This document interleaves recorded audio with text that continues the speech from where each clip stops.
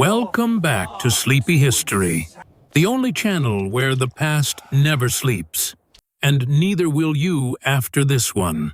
Today we throw you straight into a golden loincloth and crown you Pharaoh for 24 hours.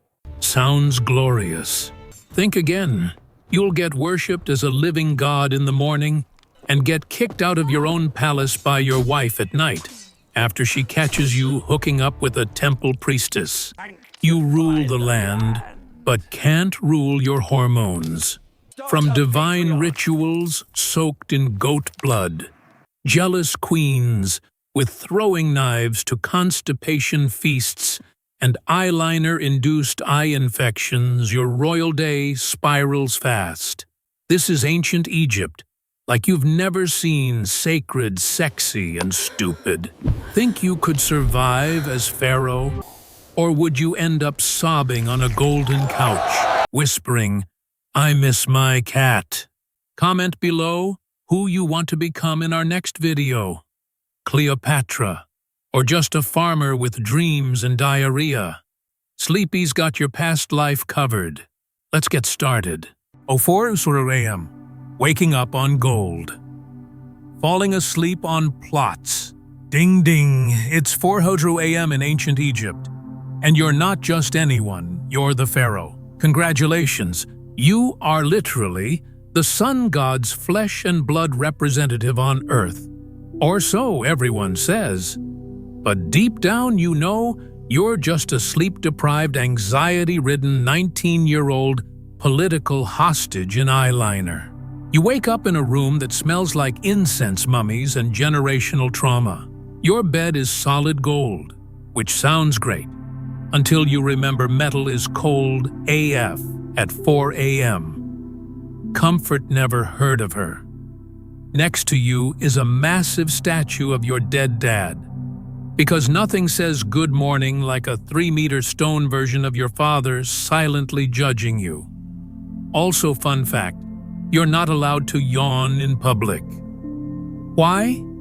Because pharaohs don't yawn. Gods don't yawn. Only peasants yawn. So instead, you blink slowly and dramatically like a depressed cat. Power move.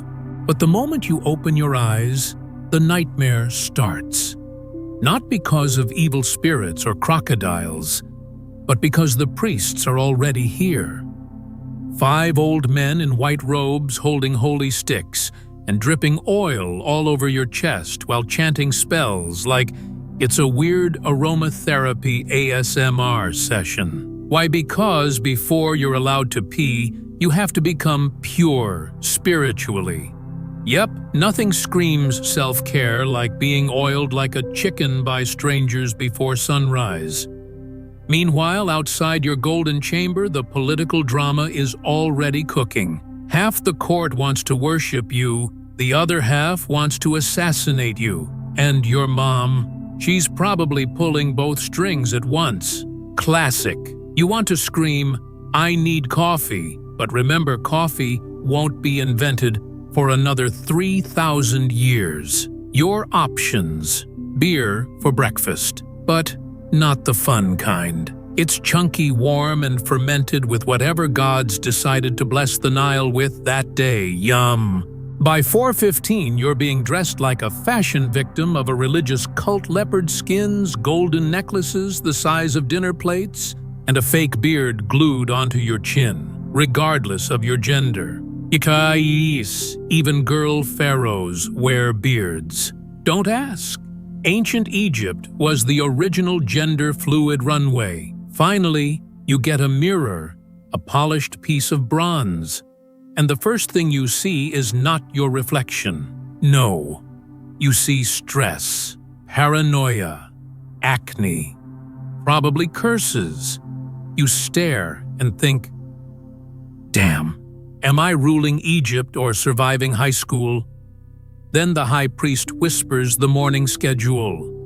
5 a.m., kiss a god statue. 6 a.m., approve 200 scrolls of taxes. 7 a.m., pretend you understand astronomy. 8 a.m., attend your own cult's PR campaign. And no, you can't skip it.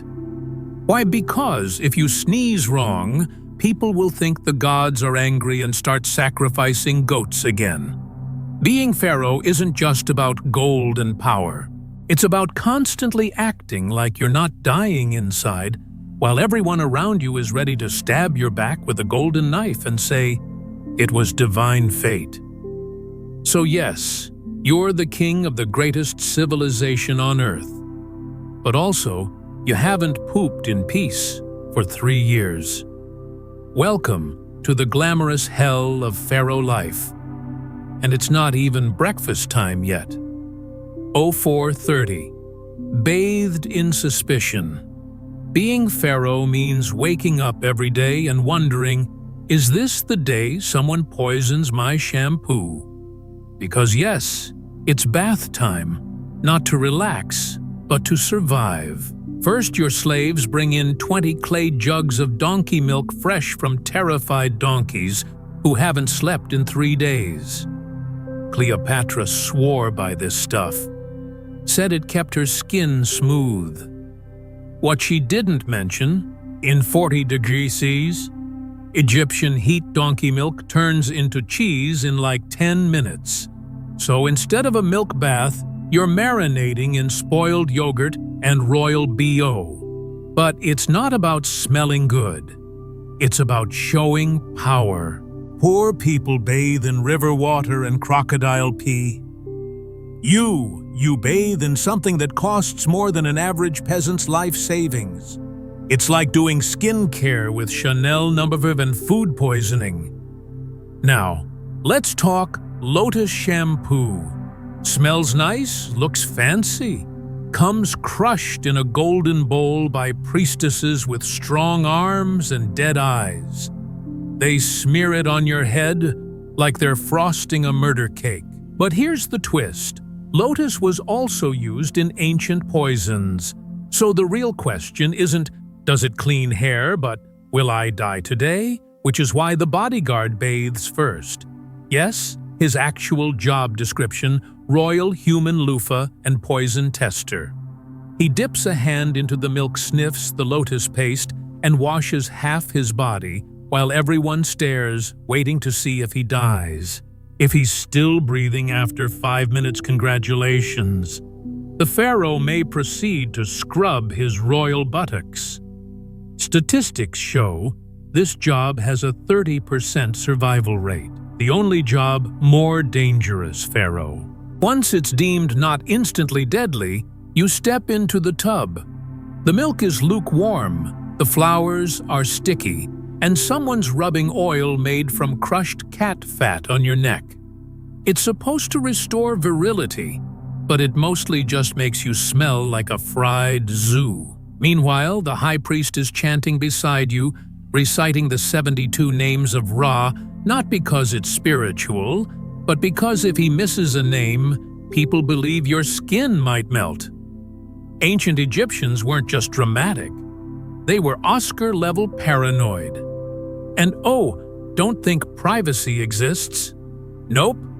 You're surrounded by 14 servants, 3 priests, 2 guards, a food tester, a foot tickler, and 1 old scribe writing down how well you lathered today because apparently proper bathing posture was part of Pharaoh evaluation. Imagine if your performance review at work included notes like "didn't scrub behind ears," might be cursed. When it's finally over, you're toweled off with linen finer than clouds and doused in perfume so strong it could knock out a bull. Then comes the final ritual, the sacred armpit sniff. A priest leans in, takes a whiff, and declares, "Ra finds you clean." If not, back in the bath, royal cheese boy. So next time you complain about your 2-in-1 shampoo or cold morning showers, just remember, at least no one's trying to kill you with scented body wash. 050. Apply anti-hair loss medicine made from fermented catfish manure. It's 5 in the damn morning, and guess what? You're not meditating, not planning empire expansion, not even having a breakfast mimosa with Cleopatra. No, you're sitting half naked while a eunuch spreads fermented catfish dung on your royal scalp, like it's some kind of luxury spa treatment. Welcome to ancient Egypt, where bald spots mean doom. See, for pharaohs, hair loss wasn't just a cosmetic concern. It was a cosmic red flag. Balding was seen as the gods slowly ghosting you. And when the gods stop swiping right, the people stop kneeling. And when they stop kneeling, heads start rolling, usually yours. So what's the solution? Obviously fermented catfish crap, mixed with a secret blend of herbs, prayers, and lies. You sit on a golden stool, back straight, chin up, dignity in free fall, as your head eunuch begins his sacred duty. With all the grace of a man who knows he's one sneeze away from death, he carefully scoops a spoonful of gray gelatinous ointment from a clay jar that smells like a wet sock left inside a dying whale. Then with shaky hands he dabs it onto your scalp, murmuring a ritual chant that suspiciously sounds like, "Please don't vomit. Please don't vomit." It's a royal custom, a medical mystery, and a crime against noses. And you sit there pretending this is fine. Because being king isn't about comfort, it's about optics. You don't want your enemies smelling blood in the water. You want them smelling rotting seafood, because that's strength, apparently.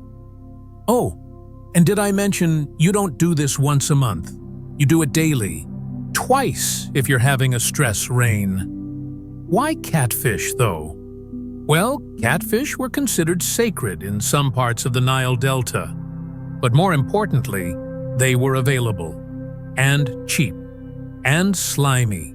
The fermented paste was believed to stimulate hair growth, mask blood scent, and possibly ward off assassination attempts, though honestly, it probably just cleared the room. Also, rumor has it, some pharaohs added honey to the mixture, not for the skin, but so the flies would swarm your head instead of your breakfast. Ultimate leadership move: suffer, so your people can eat in peace. Servant leader. You'd think that with all their obsession over beauty, Egyptians would find a less disgusting method. But no, because in the Great Pharaoh's Rulebook, Chapter 1 reads, "If it smells bad but makes you look powerful, rub it on your face." Meanwhile, your royal barbers stand by ready to shave any remaining hair you dare grow.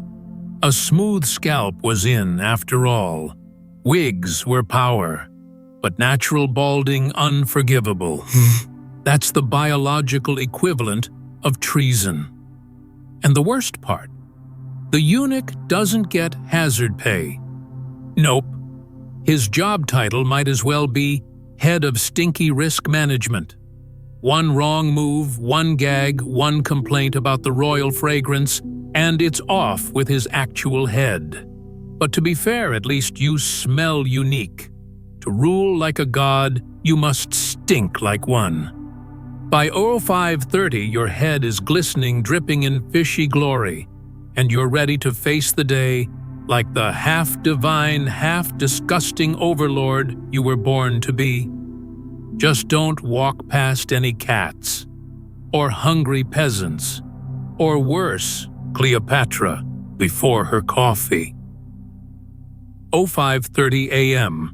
Breakfast, stone bread, and a curse to go. The breakfast of a king or a paranoid fugitive. Your Royal Highness begins the day with rocks. No, not metaphorically. Actual rock bread. See, Egyptian bread wasn't made with wheat ground between soft, modern steel rollers. Nope. It was ground on limestone slabs by overworked slaves with early onset arthritis and sand in their tears. The result? A healthy sprinkle of bonus minerals in every bite. Crunchy, yes, but not in a granola way. More like dental trauma. Every chomp of this royal breakfast slowly files down your teeth like a medieval nail buffer. And that, dear viewers, is why pharaohs are never seen smiling in statues, not because they're regal and stoic, but because their gums hurt like hell. You try looking majestic with molars that feel like crumbling ruins. Meanwhile, you're not eating in peace. As you chew your edible gravel, your royal priest is next to you chanting ancient spells to protect the throne. He's dressed in leopard skin. Yes, real leopard. PETA didn't exist yet. Eyes rolling, spit flying, waving a sistrum, and muttering curses upon enemies you didn't even know you had. His favorite spell today: may all who scheme behind the throne choke on their own wine and step on Lego-like scorpions. Powerful, effective, very visual. You meanwhile nod solemnly while biting into something that might be wheat or a tiny piece of pottery. Same difference. Let's pause and reflect. Breakfast for a pharaoh isn't a peaceful moment to sip tea and check palace gossip. It's a high-stakes ritual of consuming 80% rocks, 20% actual food. Listening to a wizard scream at ghosts in the corner. Wondering if your wine is poisoned. Wondering if your priest is poisoned. Wondering if you're poisoned. TLDER. Being pharaoh means starting your day like you're being hunted by an invisible army of backstabbers and gluten. It's not called breaking bread if the bread breaks you, your majesty. But hey, at least you're not constipated, probably because the bread comes preloaded with enough calcium shards to excavate your insides. Bon appetit. Au succor, royal music, sacred dancing, and testicle patrol. Welcome to the Egyptian morning show. The sound of morning in ancient Egypt. Birds chirping. Nope, that's for peasants. If you're the pharaoh, you wake up to drums of doom and flutes of fear. A 30-member orchestra of eunuchs, harpists, and tone-deaf cousins starts blasting what they claim is sacred music, but sounds suspiciously like a toddler assaulting a goat with cymbals. And what's the purpose of this royal cacophony? To praise the gods, to inspire divine blessings? Wrong. It's to scare the absolute crap out of demon spies and anyone with assassination on their to-do list. Yes, every morning loud music echoes through the palace walls like a state-sponsored exorcism. Forget incense. The real holy weapon is decibel levels. Meanwhile, on the polished limestone stage, dozens of dancers in glittering sheer linen begin the sacred morning dance, TM. But this is not your average TikTok choreography. Each dancer must undergo a security screening more intense than LAX. Palace guards check every hemline, anklet, and ankle, looking for concealed knives, poison rings, or awkward boners that might hint at a male spy. Now we shift to the star act of this weird royal ritual, the daily genital acknowledgement. Yes, you heard that right. A line of royal eunuchs kneels one by one before the pharaoh's throne and delivers a sacred chant. We bow to the holy jewels of Ra. May they shine with life and fertility. Translation: Yo, boss, we're just checking if your balls are still attached and functional. See, in ancient Egypt, your junk wasn't just junk, it was political capital. A pharaoh's virility proved he was chosen by the gods. If he couldn't perform, people would assume the gods had ghosted him, and that could spark a full-on rebellion by breakfast. So every morning, the royal member must make a guest appearance. Not in a creepy way, okay, maybe slightly, but as proof that the kingdom still had a hard-on for stability.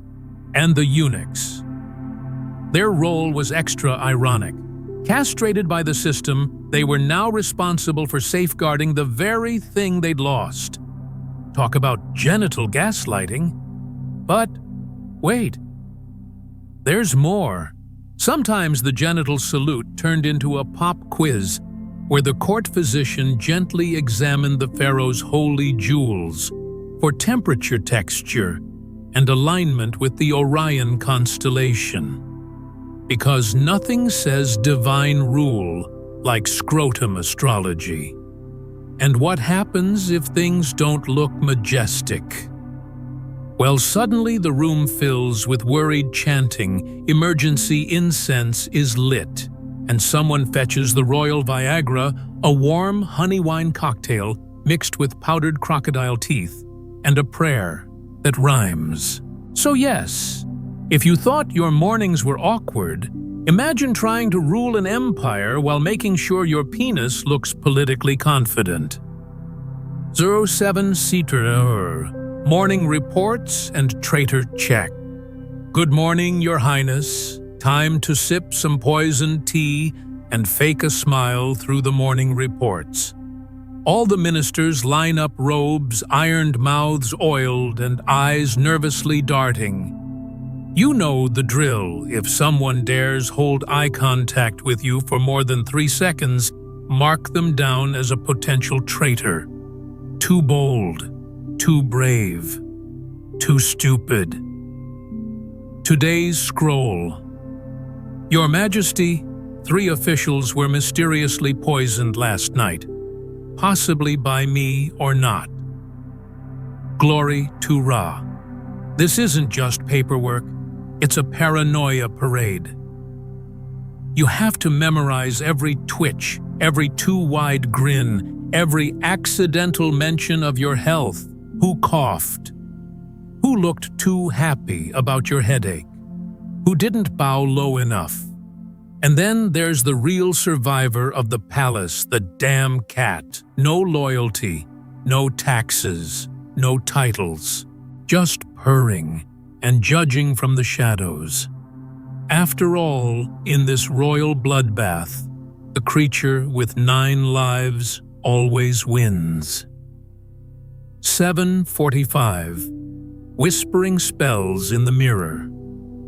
Time for your daily therapy session, whispering ancient curses at yourself in the mirror like a manic TikToker stuck in 1300 BCE. Every morning, Pharaoh must recite the sacred spell of the throne, a 237-word chant in Old Egyptian designed to invoke Ra's blessings, protect the crown, and bonus, keep your anxiety from punching through the linen. Forget a single line. That's a bad omen. Mispronounce 1 syllable. That's your fault when your nose starts bleeding during lunch. Stumble over the god's name. Congratulations. You've cursed your own liver. But don't worry, it's tradition. You were taught this since you were a toddler. Not how to love trust or do math, but how to mumble divine hexes in the right tone before breakfast. It's not just religion. It's quality control. These spells are like software updates, fail the install, and suddenly your political allies are crashing. So there you are, in front of a gold-framed mirror, chanting about snake's fire and eternal life, all while your eyeliner isn't even dry. The high priest listens through the curtain, silently judging your pronunciation like an ancient version of Duolingo. Because that's power in Egypt, standing half-naked in a temple chamber, trembling while whispering to your own reflection. Supreme ruler of the most powerful kingdom on earth. And every morning, you're still just a student, nervously hoping the gods don't give you an F. Questions for the survivor. Well, congratulations. You've made it through the first 4 hours of being Pharaoh. Bravo! No one poisoned your mouthwash. No mummies rose from the dead while you were admiring yourself in the mirror. But let me ask you a few honest questions. How many times did someone inspect your royal package this morning? Did you remember the names of all the gods right after waking up? Or was death the only one that rang a bell? Did you smell the sweet aroma of glory mixed with armpit sweat? And tell me, did your ancestors manage to give you a spiritual wink before you tripped and nearly cracked your royal skull on the golden throne? If your answer is, I don't know anymore, I just want to go home. Well, too bad. You're stuck in the 2nd millennium BC. There's no back button, no straw bottle, no help desk. You see, being Pharaoh isn't about living, it's about acting. Acting 24/7 like you're a god while everyone else is secretly rewriting your death scene. And don't get cocky. This isn't a win. You haven't even survived yet. Just imagine. When the sun reaches its peak, high noon, you'll have to step outside and face the full royal court, the blazing desert, and an army of priests pretending to worship you while casually holding very sharp ceremonial knives. Up next, noon in hell, back, sweat, sunburns, and sacrificial smiles, where absolute power meets absolute danger. Will you keep the throne or just your corpse, ready to move on? Or would you rather crawl back to being a slave? 08-12-0. State affairs, approval of sacrifices, and execution of Yonsiels. You are the Pharaoh, a living god, the divine bridge between heaven and earth. Your toenails have more authority than the governors of Libya. And now it's 8 a.m. time for the daily meeting with your royal court. You'd expect this to be about actual politics, taxes, agriculture, foreign affairs? But who are we kidding? This isn't a meeting. It's a simping contest. You enter the grand solar hall, your footsteps echoing against pillars taller than your ego, and the moment your sandal touches the marble floor, the first wave hits you. Not the stench of incense or fresh papyrus, but the overwhelming scent of desperation. 100 grown men draped in linen and kohl eyeliner immediately drop into theatrical bows so synchronized it would make a ballet troupe weep. They hold it just long enough to make you uncomfortable, then rise in perfect unison like resurrected mummies with performance anxiety. The first compliment fires off before your butt even touches the throne.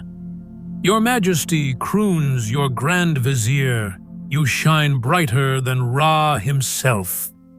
If you were to pass gas, the entire kingdom would kneel and inhale it with gratitude. A few courtiers nod solemnly. One guy even claps. You look around hoping anyone might offer an actual report about, say, the collapsing granaries or the temple roof that fell on 6 priests yesterday. But no, that would be political suicide. The Minister of Agriculture steps forward, face serious voice trembling with devotion. O radiant one, when you blink the crops rise. When you sneeze, the rain falls. And if you smile, even the hippos stop mating to admire your beauty. You raise an eyebrow, but he's not done. If your highness were to relieve yourself in the Nile, the fish would gather to bless it. Your sweat births lotus flowers. Your holy pee reroutes rivers. He finishes with a bow so deep, you're convinced he dislocated a vertebrae just for you. Just as you're about to interrupt this weird group therapy session with something practical like asking why last year's tax grain vanished into thin air, a junior scribe steps forward. Poor boy, you don't even remember his name. This is probably his first time at court. He clears his throat. Your voice, he says nervously, echoes through the desert like the majestic call of a cow. The room freezes. Someone gasps. You swear a falcon outside the window literally stops flapping its wings. You blink slowly. One of your guards steps forward. No words. Just a nod. The boy is gone. Some say he was transferred to supervise quarry workers in the Black Desert. Others say he's now part of a particularly unpleasant wall mural warning against inappropriate metaphors. The tension melts instantly as another courtier jumps in to distract you. Glorious one, your wisdom makes the scribes weep. Your eyelashes command more respect than half the military. Please, blink at me. Just once. I promise to write poetry about it for the rest of my life. From the far end of the hall, someone shouts, Last night I dreamed of your nostril and woke up blessed with 7 cows. You stare blankly. At this point, you don't know if you're in a royal court or an ancient Egyptian OnlyFans comment section. One man, clearly over-caffeinated, collapses mid-bow. A servant rushes over, fans him, and tries to pour beer into his mouth. Through cracked lips, the man whispers, Let me compliment him one more time, just one more. You sigh, rubbing your temples with fingers stained by yesterday's bloodletting ritual. You had hoped today would be different. Maybe a discussion about the rising price of cedar wood. Maybe news about that ambassador who was eaten by a crocodile near Nubia. Nope. Instead, your chief architect steps forward and kneels with such exaggerated grace you fear he might dislocate both knees. My lord, he begins, I have gazed upon the Great Pyramid, and it is but a pebble next to your pinky toe. May I design a monument in honor of your left earlobe. You stare at him. He stares back, sincere. You blink. He writes that down. Suddenly, amidst the chaos, a quiet voice dares to rise. Your Majesty says the tax officer won, of the few with a brain still attached. Might I suggest we postpone the new temple construction? The last one hasn't even been roofed yet. And the people, the room turns to him as if he just slapped a cat. Gasps erupt. You don't even have to say anything. The vizier steps in like a rabid hyena on payroll. Apologies, my sun and sky. Clearly, this man is possessed. Seth has taken over his mind. We shall send him to recuperate in the salt mines, where the spirits can discipline him. And just like that, your last honest man disappears down a bureaucratic wormhole. You lean back, watch the snakes eat each other. They all smile at you. Not because they're happy, not because they respect you, but because fear is the fastest growing crop in Egypt. You are Pharaoh. You are divine. You are their god on earth. And yet deep down you wonder, am I ruling this kingdom or starring in a never-ending talent show where the prize is survival and the talent is kissing my ass creatively? You don't say it out loud, of course. You just nod. And they nod back, 30 necks bobbing like birds on speed. One of them claps again. The vizier wipes a tear. Somewhere, someone is literally drawing your fart in hieroglyphs. You stand up. The room drops to the floor in synchronized reverence. You turn your back to them. They cheer. Not because they love you, but because you didn't smite anyone else today. And as you walk out into the blinding light of the mid-morning sun, you think to yourself, being Pharaoh is just like being a K-pop idol. 18 hours of smiling, and the rest is body waxing. Welcome to ancient Egyptian politics.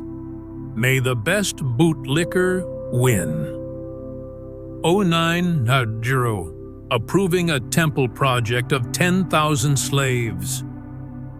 So it's 9 a.m. Fresh from being told you're the sun, the moon, and probably the Wi-Fi signal of Egypt, you're now faced with something far worse than cosmic responsibility. A meeting. You've barely digested your morning offering of honeyed locusts and still smell faintly of sacred goose oil when the priesthood barges in with urgent national matters, which in Pharaoh speak means they want to build another goddamn temple. Not just any temple. No. According to the head priest's breathless pitch, this will be the most divine, most direct hotline to the gods ever constructed by mortal hands. You raise an eyebrow. Didn't they say that last week about the temple that's still missing a roof? The high priest dramatically unrolls a scroll that nearly smacks a servant unconscious.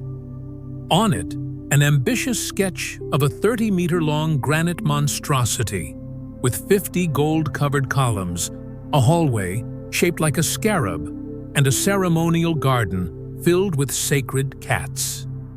He calls it the stairway to divine intimacy.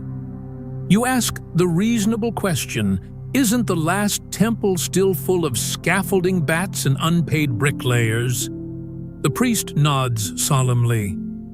Yes, Pharaoh, but this one will allow us to whisper directly into the gods' ears. The last one only lets us shout. You stare at him. Then comes the timeline, completed within the noble lifespan of 10,000 dedicated slaves. That's right. They don't even give a year estimate, just a body count and a vague shrug. It's less of a schedule and more of a death wish. As for materials, granite, from a mountain 800 kilometers away, across desert, with 0 wheels, because naturally divine rocks need to be inconvenient. When you ask how they plan to move the blocks, the priest cheerfully responds, with devotion and some logs, maybe a miracle. You glance down at the budget scroll. It's less a budget and more a fever dream. The only numbers are infinity sacrifice and something suspiciously labeled afterlife tax.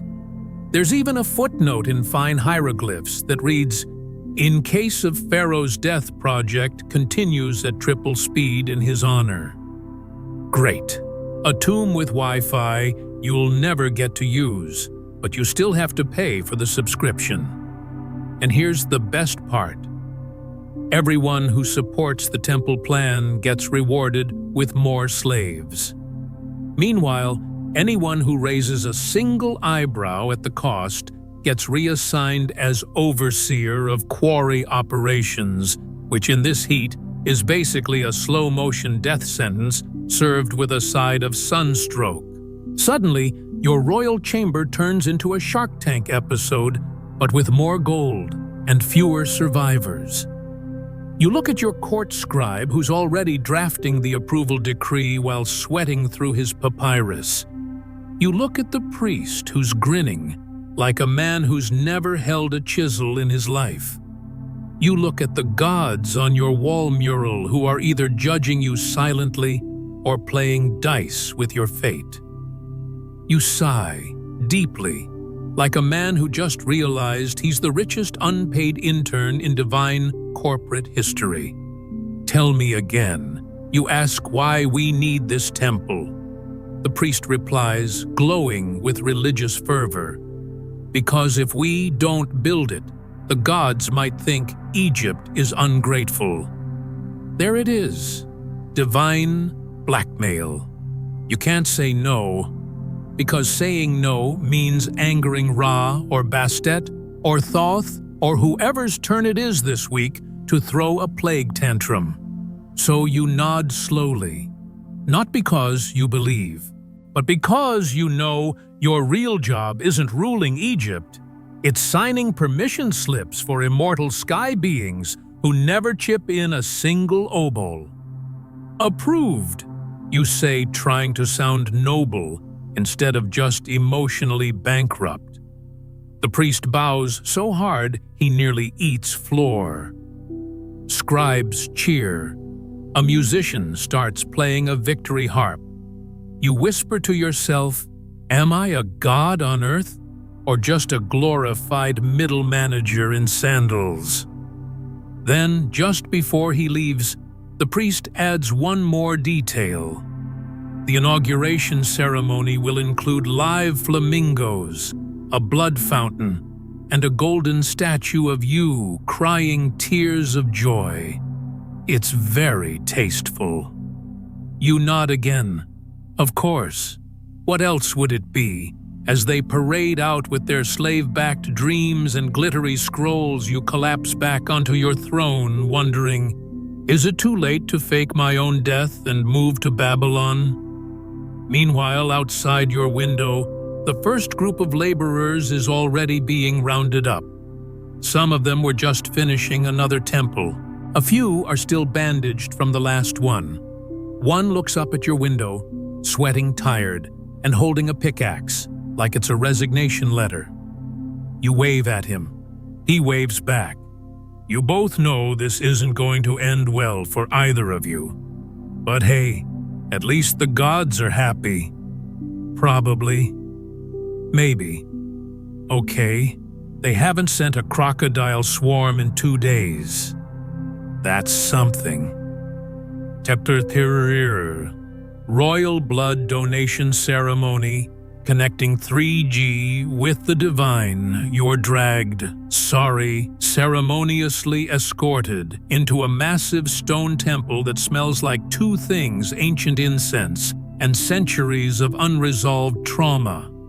Your royal sandals slap against the cold floor, echoing louder than your common sense. Ahead, the high priest is already waiting, smiling with the kind of grin that screams, "I'm going to stab you, but spiritually." It's time for your daily bloodletting. No, not a metaphor. Actual blood. Your blood. Every morning. Like clockwork. Because apparently, the gods of Egypt don't do voicemail. They prefer raw droplets straight from the royal wrist. The priest gestures to the sacred obsidian knife. Oh, yes, here we go again. You sigh, extend your arm like a Pharaoh-shaped piñata, and watch as he slices the tiniest cut imaginable, just enough to squeeze out a few royal drops. Just a little nip, because gods are classy and only take premium samples like a celestial wine tasting.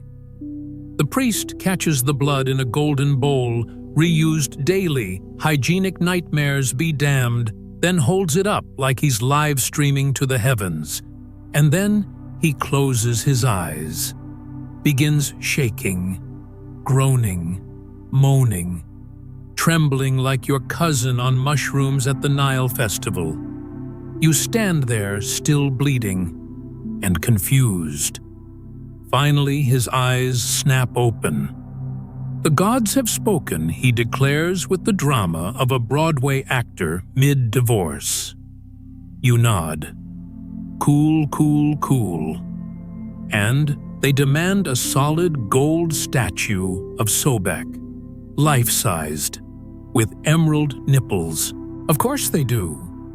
You try to keep a straight face, but deep down, a small voice in your royal brain whispers, "Wait a second. I've been doing this for 6 years, and somehow the gods always want statues, or temples, or new incense imported from some desert I've never even heard of. Never once have they asked for something chill, like, say, healthcare, or maybe less child labor. You're starting to feel like the divine ATM machine. Insert blood. Receive prophecy. Except every prophecy ends with build more stuff. What kind of divine business model is this? You glance down at your arm. It's starting to look like a scribbled papyrus, scroll scar after scar. And for what? You're dehydrated, anemic, and emotionally unavailable. No one told you the crown came with a daily subscription to Pain Plus. And yet, the crowd around you, priests, scribes, guards, are all murmuring, "Wow, how holy! The Pharaoh communes with the gods." Yeah, right. If by communing they mean being exploited like a magical Capri Sun, but you can't say any of this out loud. Oh no, because if you do, the priests will say you're unworthy, that your blood is clouded, that the gods are buffering your signal. Try again tomorrow, Your Majesty. Maybe cut deeper this time. And here's the sickest part, the people love it. They love that you bleed for them. It makes you divine, they say. Sacred. Closer to the gods. You know what else would get you closer to the gods, bleeding out? Anyway, you bandage up your arm like a tragic mummy and smile for the crowd. Show must go on. Time to order the 50th golden statue this month, because heaven forbid a crocodile god go unnippled. But just for a moment, as you walk back toward the sun, you wonder, am I a king or just the prettiest piñata in Egypt? And worse, is the Wi-Fi signal even real, or have these guys just been leeching me for 6 years to fund their gold addiction? You chuckle, then you faint. 10:30 a.m. The eunuch selection, first round of pain and glory. So you want to serve the Pharaoh. Welcome to the single worst job interview in history. No resumes, no references, no "where do you see yourself in 5 years" chit-chat. Just a simple, soul-shattering question: do you have the balls to serve the Pharaoh? And if you answer yes, well, not for long. It's 10:30 a.m., and the palace courtyard has turned into a medieval nightmare version of American Idol. Except, instead of singing, the contestants are lined up to have their entire manhood removed with a bronze knife sharpened on a rock that looks like it's seen some things. And the prize, a lifetime of loyal servitude in the royal harem, as a eunuch or a dead guy, whichever comes first. The sacred art of the snip. Let's talk tools of the trade. Surgical precision anesthesia, sterile equipment, LOL. Try this instead. Tool 1, bronze dagger barely sharper than your average kitchen spoon.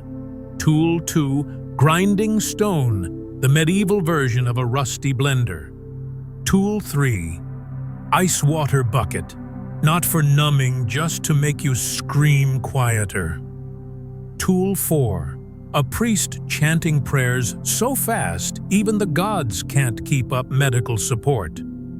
There's a bucket for the blood, a towel for the tears, and if you're lucky, someone will drag your twitching body into the shade before you faint face first into the sand. If not, well, you just became an offering to Anubis. Hashtag divine rejection. The king watches. For fun. Here's the best part: Pharaoh is required, by tradition, to witness the selection process. Not to help, not to stop it, just to sit there sipping pomegranate wine while his future eunuchs drop like flies in a blender. It's like watching Gladiator, but everyone loses immediately. Every time someone passes out from pain, polite applause. Every time someone stays conscious through the slicing, a royal nod. Every time someone doesn't scream, Pharaoh raises an eyebrow, impressed. What an honor. Honestly, it's starting to feel less like a job application and more like the Hunger Games meets Squid Game, but with more testicles and less chance of survival. What happens if you survive? Congrats. You didn't die of blood loss or trauma. You now have the honor of being the most trusted human furniture in the palace. Your job description includes watching the queen bathe but never blink, holding secrets but never speak, standing still for hours but never fart in front of royalty, and occasionally being blamed for everything because you're around and can't defend yourself. No sex life, no children, no hobbies, but hey, you get a fancy title, silk robes, and unlimited access to the palace drama. You're basically the ancient Egyptian version of an unpaid intern with less genitals and more gossip. So why do they volunteer? Simple. Poverty. Hunger. The chance to climb the social ladder, even if it means getting kicked in the nuts, metaphorically after being cut there, physically. To serve the pharaoh is the highest honor, even if you enter the palace a man and leave it well as something in between a servant and a haunting. And Pharaoh, he'll forget your name by lunch. 11. Pharaoh. Harem politics, eating without swallowing.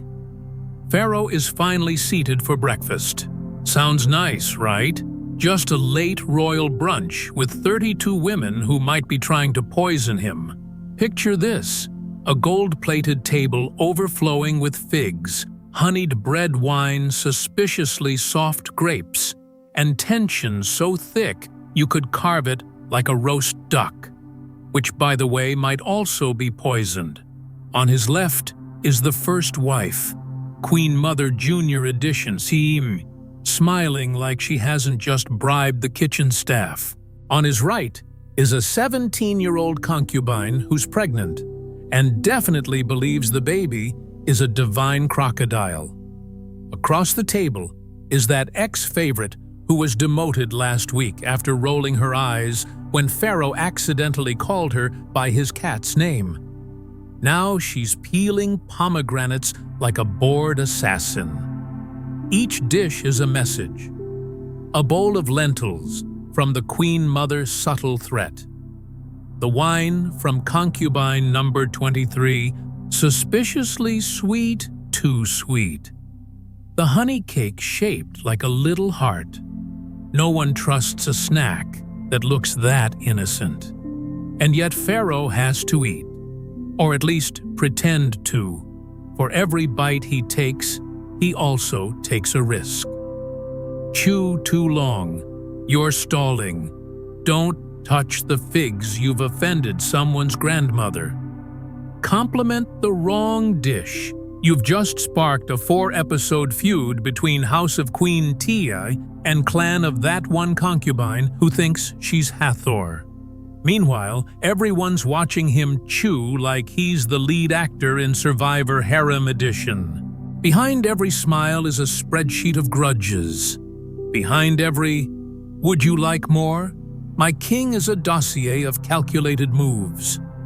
One concubine casually fans herself while another gently adjusts her necklace, which also doubles as a cyanide capsule just in case. Even worse, Pharaoh has to talk. Small talk, big talk. How is your embroidery, dear? What do you think of the Nile's water levels this season? Yes, I did love the poem you recited at last week's Please Let Me Bear a Royal Son dinner. all while keeping one eye on the food, one eye on the exits, and one third eye on possible betrayal.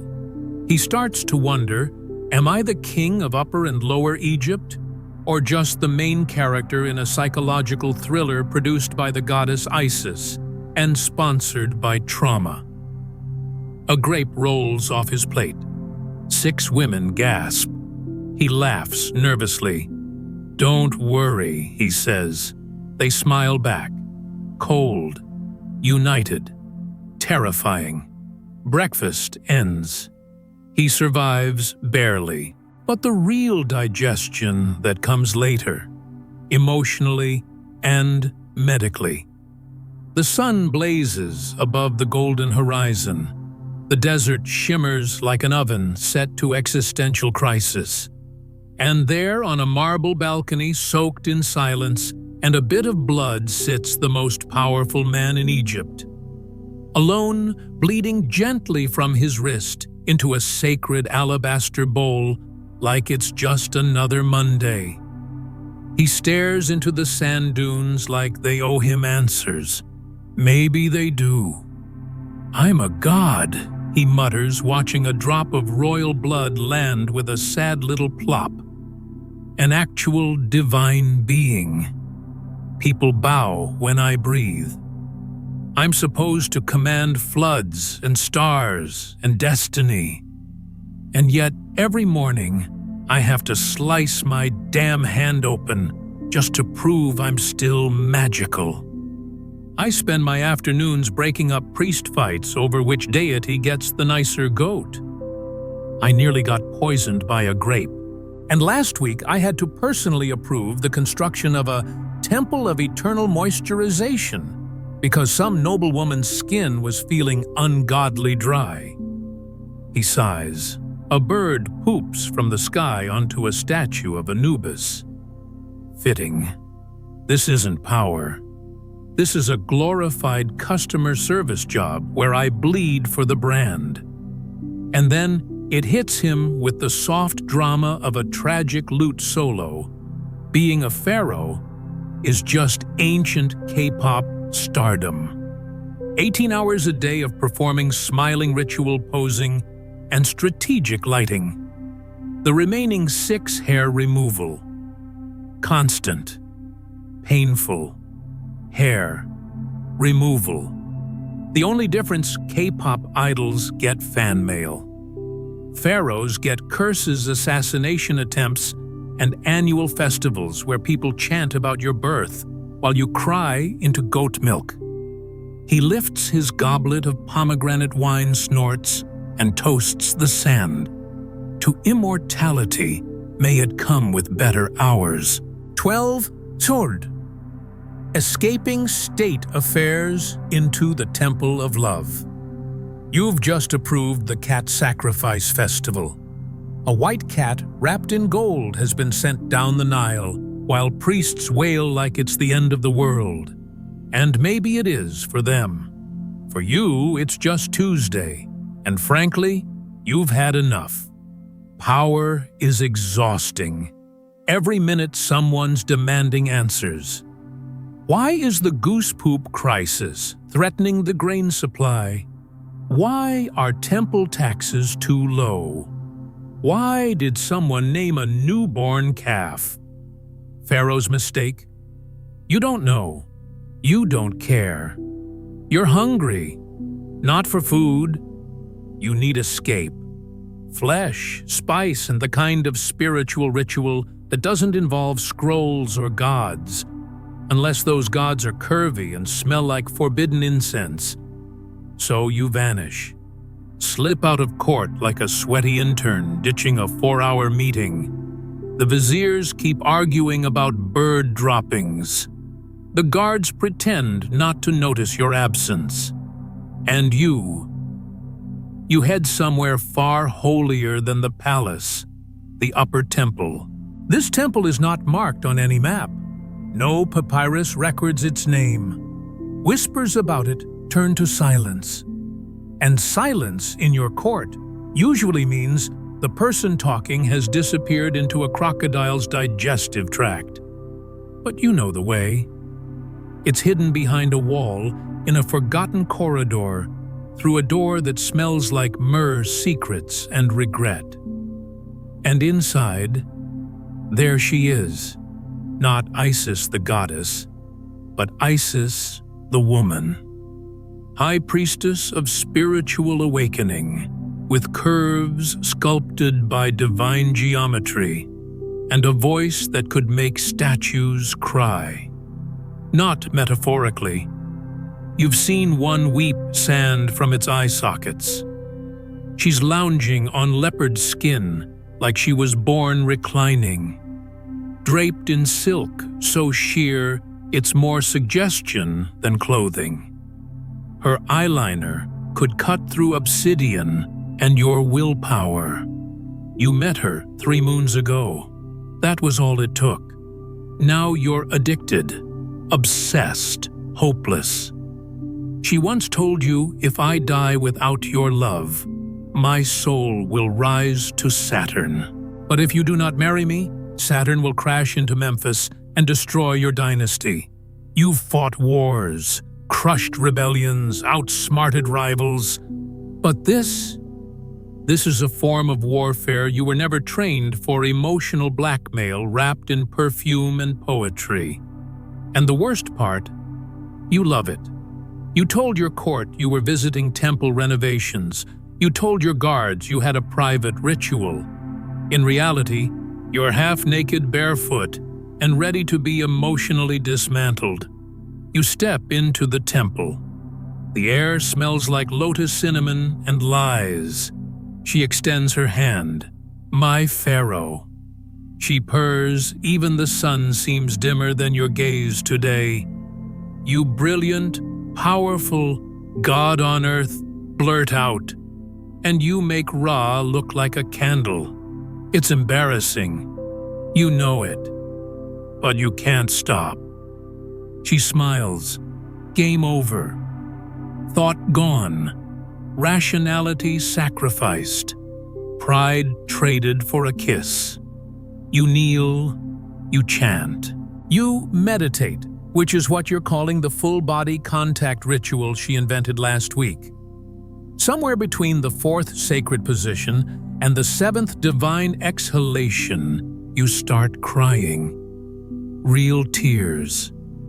She strokes your hair and whispers, you carry the burden of the world. Let me carry your heart. So you give her a necklace, then a vineyard, then a whole village.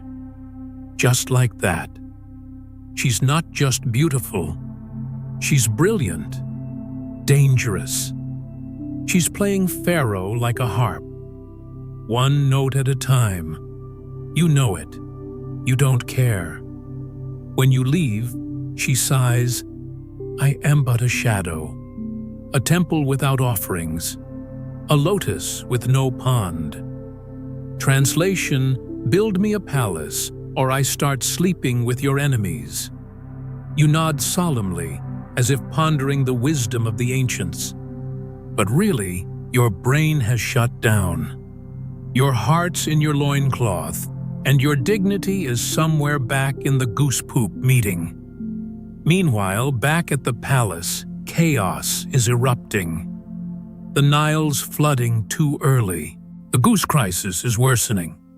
One village chief just declared himself the reincarnation of Anubis and is demanding virgins and gold. Your council is melting down. But you are currently a sweaty, smiling puddle on a leopard rug whispering, if you love me, name the star after me. And you're actually considering it. Let Memphis drown. Let crops fail. Let Anubis file complaints in triplicate. You've got incense in your lungs and lipstick on your ribs, and for now the empire can wait. After all, you're not just Pharaoh. You're Pharaoh in love, or something disturbingly close. 13 to her. After your nap comes a life sentence. Just an hour ago, you were being worshipped like a god with your flesh, not your words. Now you wake up flat on your back on the temple's stone floor. Your royal spine screams. Your royal butt is freezing. And your golden bed, gone. The only thing touching your divine skin now is a layer of temple dust and maybe a few sharp pebbles in the exact wrong places. You blink, trying to remember where you are. The heavy scent of incense still clings to the air. Next to you lies the temple priestess blissfully asleep, arms wrapped tightly around a small clay figurine of you, uncomfortably detailed, especially around your divinely private parts. You sit up. That's when you see it. Right in front of the altar, 5 brand new stone statues, 10 feet tall, gleaming, and all of them show you. In various scenes of passionate spiritual and absolutely inappropriate romance. One statue has you cradling her waist. Another has her bare-chested, staring into your eyes. The most insane one, your mid-embrace while a crocodile god claps in the background like it's watching a royal porno. You whisper out loud, "I was asleep for 1 hour." Apparently, in that one sacred hour, the priestess and her team had gone full Pixar production mode. They didn't just document your divine encounter, they immortalized it. In stone, at high speed, faster than a royal decree could be signed, sealed, or regretted. And now the statues are already consecrated. The temple folk have chanted, vows have been made, the people have prayed, and your soul, your immortal God-anointed soul, is now locked in a divine situationship. There is no undo button, no "we were on a break," no Pharaoh hotline for emotional damage. You try to stand up, but your legs are jelly. Part exhaustion, part disbelief. As you wobble forward, a junior priestess rushes over, bows low, and announces, "We've sent replicas of your statue to all provincial temples. By sundown, your love shall be worshipped across the Nile." Translation: your butt is now a national religious symbol. You stagger back, try to make sense of it all. Just this morning you were bleeding for the gods, choking on poisoned grapes, and signing off temple budget reports. And now, you're a state-sponsored sex icon, with pointy nipples and fan art made of limestone. What's worse, you're starting to realize that your power, your so-called divine authority, isn't about wisdom or war or even peace. It's about how good you look, naked in stone. You look over at the priestess, still dreaming, still smiling, probably imagining your statue in bronze next time. You wonder, is this what being a god means? Eternal erections and decorative trauma. You step into the courtyard, hoping for a break. Instead, a panicked eunuch runs up, pale and panting. "Great one, the cedar wood for your tomb is missing. The workers are threatening to strike. Also, the royal architect says your pyramid design looks limp. His words, not mine." Perfect. Your kingdom is on the verge of a labor revolt. Your tomb is flaccid. Your priests are sculpting fan fiction. And you haven't had breakfast, or a single minute to just exist.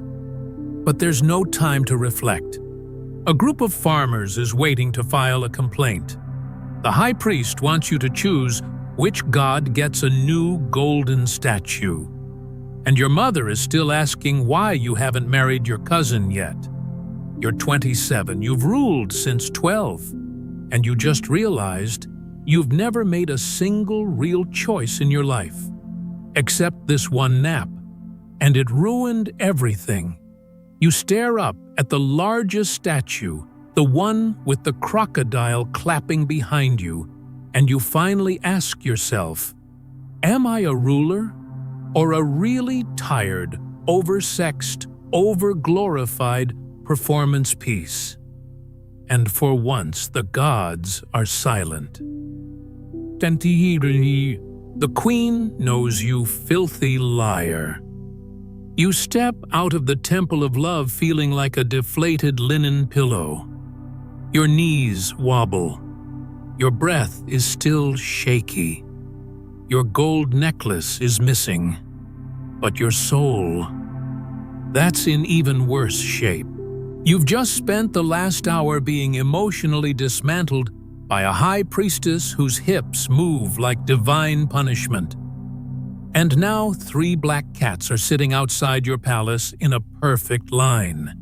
They stare at you like they just read your internet search history. This isn't a bad omen. This is the omen. Because the only thing scarier than divine judgment in Egypt is a wife who found out. And your wife, she's not just any woman. She's the great royal wife. Legally, spiritually, and politically, she's the only woman the gods recognize as your +1. Everyone else, just soft, sweaty distractions. The palace is empty, eerily empty. No servants, no eunuchs. Even your falcon trainer is gone. The entire court has vanished like sand in a desert fart.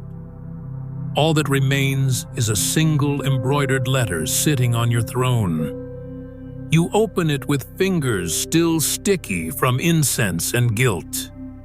You have 1,000 concubines, but you chose a girl who isn't royal, isn't noble, and lights incense for a cat. I'm not angry. I just want to talk. Your only legal wife, as confirmed by Temple Scroll and Pantheon. No sentence in history is more terrifying than, "Can we talk?" You start sweating instantly.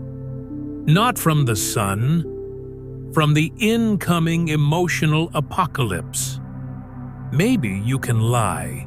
Say you were investigating temple corruption, studying fertility rituals for agricultural reasons.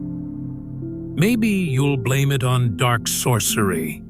Say the priestess hexed your manhood and you were powerless to resist. Yes, that sounds just pathetic enough to be believable. But before you can settle on your alibi, you hear it. Chisel, hammer, shouting. The queen has already taken action. She's summoned the Royal Sculptors Guild, not to make peace offerings, not to carve an apology, but to destroy the 5 statues you just donated to the Temple of Isis. Yes, the 5 3-meter-tall love statues. The ones depicting you holding the priestess's waist, kissing her forehead, and why did you approve the one with the clapping crocodile?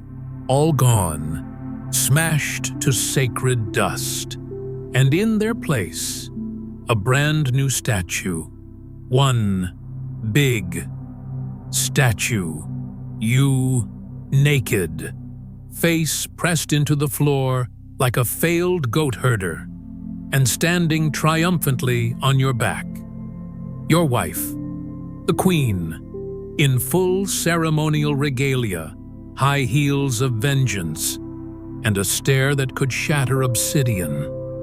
The statue is disturbingly accurate, anatomically, emotionally, spiritually. Everyone in court sees it. No one says a word. But the message is clear.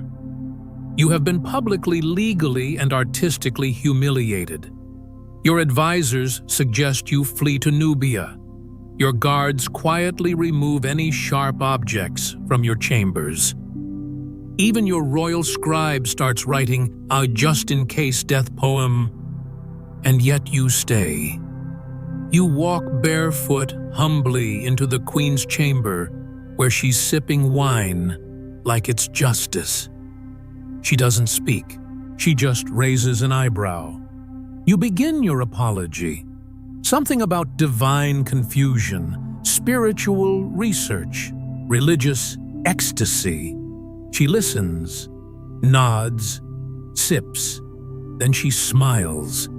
That smile, it's not forgiveness, it's warning. If I see one more statue of you naked with that incense girl, I'll personally offer your manhood to Bastet. And trust me, the cat goddess does not return offerings. You nod, deeply, profoundly, like a child promising to behave after nearly setting the house on fire with scented oils. Crisis averted, maybe. But the queen has already ordered the priestess's temple renovated, which in royal terms means bulldozed, sanctified, and replaced with a government-approved bakery. You lost a lover. You nearly lost your crown. And worst of all, you now have a 12-ton granite statue of yourself being dominated by your wife forever. Tourists will love it. 15 the Hundra. The art of being speechless in power. You the Pharaoh, master of nations, son of gods, commander of armies, ruler of the two lands. And yet, you're currently sitting in front of one woman unable to answer one simple question. Do you love her? Or are you just bored of me? And just like that, the most powerful man in Egypt forgets how to use his tongue. Not in the fun way. You've stared down enemies with spears. You've sentenced rebels to death with a flick of the wrist. You've debated high priests on matters of cosmic balance and celestial taxes, but now in front of your wife. The queen, you suddenly transform into a teenage boy caught scribbling erotic hieroglyphs on a bathroom wall. You want to speak. You really do. You want to say it was just flesh. Just a moment. Just curiosity. A minor detour in your lifelong spiritual journey. But you also want to live. And any answer you give, any will, be your execution. It meant nothing. So you used your divine status to emotionally exploit a temple virgin. It meant something. So you cheated and fell in love. I was possessed by dark magic. So your royal phallus was hijacked by a love demon with no pants. Pick your poison, Pharaoh. All roads lead to shame, sarcasm, or ceremonial castration. So you just sit there, like a statue. No worse, like one of those statues. You remember them vividly. You shirtless arms around a priestess, a crocodile clapping. Your legacy now stored in temple rubble. You try to look regal, stoic, godlike. But the queen sees through you. She sees the boy who once promised her the world and now can't even form a sentence. She doesn't yell. That would be merciful. Instead, she leans back, calm, controlled, deadly. So she wears a sheer linen robe, and suddenly your empire collapses. You nod. Wait, you nodded. You try to backtrack, shake your head, smile apologetically, do anything Pharaoh-like. But it's too late. You've become what every great ruler fears most. A married man in trouble. The irony. You've unified kingdoms, appeased gods, conquered famine. But one soft-spoken question from a woman with perfect eyeliner turns your brain into mashed figs. So you do the only thing left. You say nothing. You stare at the floor like it holds the secrets of the universe. You fiddle with your ring. You pray to any god not currently disappointed in you. Because in that moment, you learn something no war ever taught you. Silence is sometimes the only way to survive absolute power. You're not just speechless. You're speechless strategically. Because the truth is, you don't know if you love the priestess. You might just be bored. Or maybe you're just human, a very horny, very bored, very royal human with poor impulse control and a fondness for spiritual role play. But you can't say any of that. So you sit, you breathe, and hope the queen sees enough guilt in your eyes to not throw you into a pit of snakes. Or worse, divorce court, which in ancient Egypt is just trial by snake with extra paperwork. You wake up next to a grave, literally. You thought reincarnation into Pharaoh would be luxury, gold beds, milk baths, orgies with incense, and zero guilt, but surprise. You're now lying on a cold stone slab next to a dead goat mummy, wearing yesterday's shame and a papyrus loincloth. Your punishment, not jail, not death. Worse. You've been kicked out of the palace like a cheating husband in a telenovela. But instead of the couch, you're sent to the royal tomb to think about what you did. No food, no servants, just Echo's rats and the crushing realization that even in ancient Egypt, men still get kicked out of their own bed. The air is damp. The walls whisper in hieroglyphs. One says, a man who believes love is free should try loving a priestess with her own temple and sculptors on speed dial. You chuckle, bitter, like someone who just remembered he owns the biggest empire in the world, but still ended up grounded, like a teenager caught watching priestess porn. You sit there, cold, surrounded by stone gods who don't judge, because they've seen this movie before. Pharaoh falls for hot mystic girl. Wife finds out. Nation suffers from awkward palace drama. Cut to sad man in a tomb, no pants, reflecting on his life choices. You think, this isn't just punishment. This is every married man's nightmare, just with pyramids. You're a pharaoh, but still a man who got kicked out by his wife.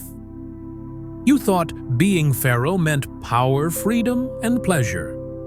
But really, it just made your scandals larger, your statues harder to erase, and your wife more terrifying than the gods of the underworld.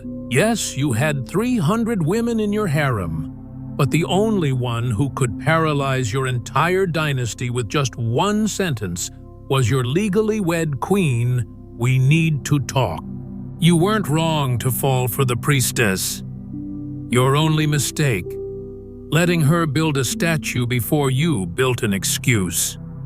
Now the whole kingdom's seen your naked sandstone butt, your wife's rewritten temple history, and you're out here cuddling a dead cat, God wondering where it all went wrong. So next time you fantasize about being a king, remember, even pharaohs sleep outside when they mess with the wrong woman. This wasn't a historical documentary. This was a lesson in hormones, in hubris, and in how divine punishment sometimes looks a lot like a silent treatment that lasts for eternity. Yet 16 Her, the ritual for Anubis bowing before a statue. Not a god. How to pray with a debt crisis on your mind. You're in the grand temple of Anubis. Frankincense curls in the air, priests chant in ancient tongues. Cymbals clash dramatically, as if the gods can only hear you when you're screaming. You, the Pharaoh, the divine son of Ra Supreme, ruler of the two lands, are kneeling on the cold stone floor forehead, nearly kissing the feet of a 6-meter-tall black jackal statue. Everyone else around you looks spiritual-focused, maybe even a little stoned on the incense. You, however, are deep in conversation with your bank account. Do we really need 400 embalming priests on payroll?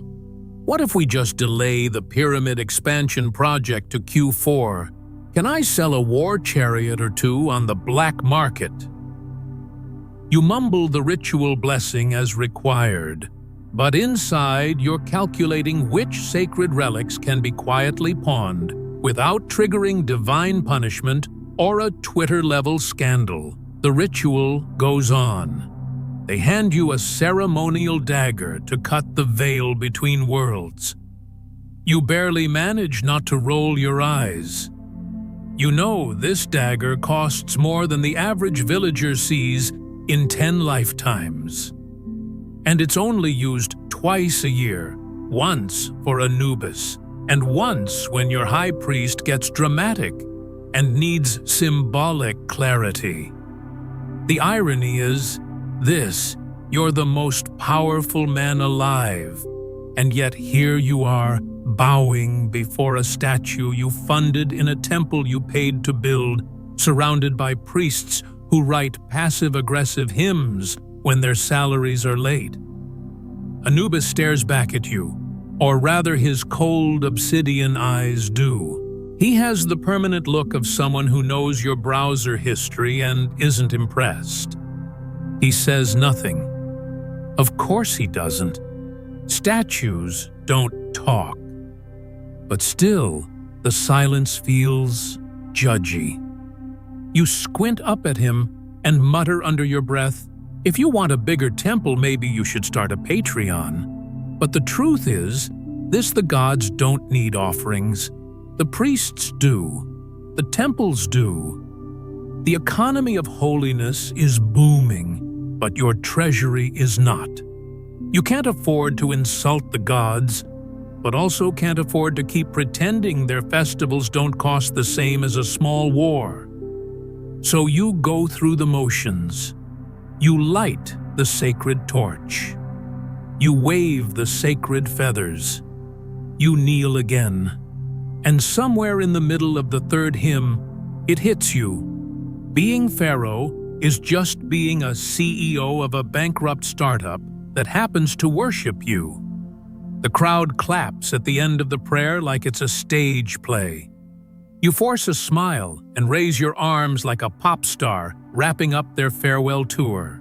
The high priest hugs you with too much eye contact. You wish Anubis would just smite someone and be done with it. Instead, you're handed a scroll of urgent recommendations from the temple accounting office. It reads, "Due to rising lotus wine inflation, we propose 1. Reducing incense usage during minor deity festivals. 2. Selling 5 of the 30 golden sacrificial bowls. 3. Asking worshippers to bring their own goats." Your signature is needed at the bottom. You don't even remember authorizing a temple accounting office. Your brain is now fully in crisis mode. The priest is still giving a speech thanking Anubis for continued blessings. But you're stuck in mental QuickBooks, trying to remember if you accidentally greenlit the crocodile priesthood's summer palace. And that's when you hear the worst possible phrase from the mouth of the high priest. Let us now begin the second part of the ceremony. Second part. What second part? You turn to your vizier, whispering, "How long is this supposed to last?" He shrugs. You were the one who approved the extended divine schedule. Of course. That damned festival expansion plan. a PR move to boost faith. Now it's biting you in the ass. So you smile, you nod, you act holy. Because that's the job. You're Pharaoh, king of appearances, god of pretending everything's fine. And as the priest starts describing in painful detail how Anubis guards the dead by sniffing the hearts of men, your own heart nearly gives out. Because you suddenly remember you forgot to pay the royal tomb builders. They're probably halfway through chiseling your death chamber. Or worse, your brother has probably bribed them to carve his face instead of yours. You silently plan your escape. Maybe after this ceremony, you'll fake a vision from Ra and disappear for a week. Or maybe just lock yourself in the treasury and cry into a pile of gold-plated IOUs.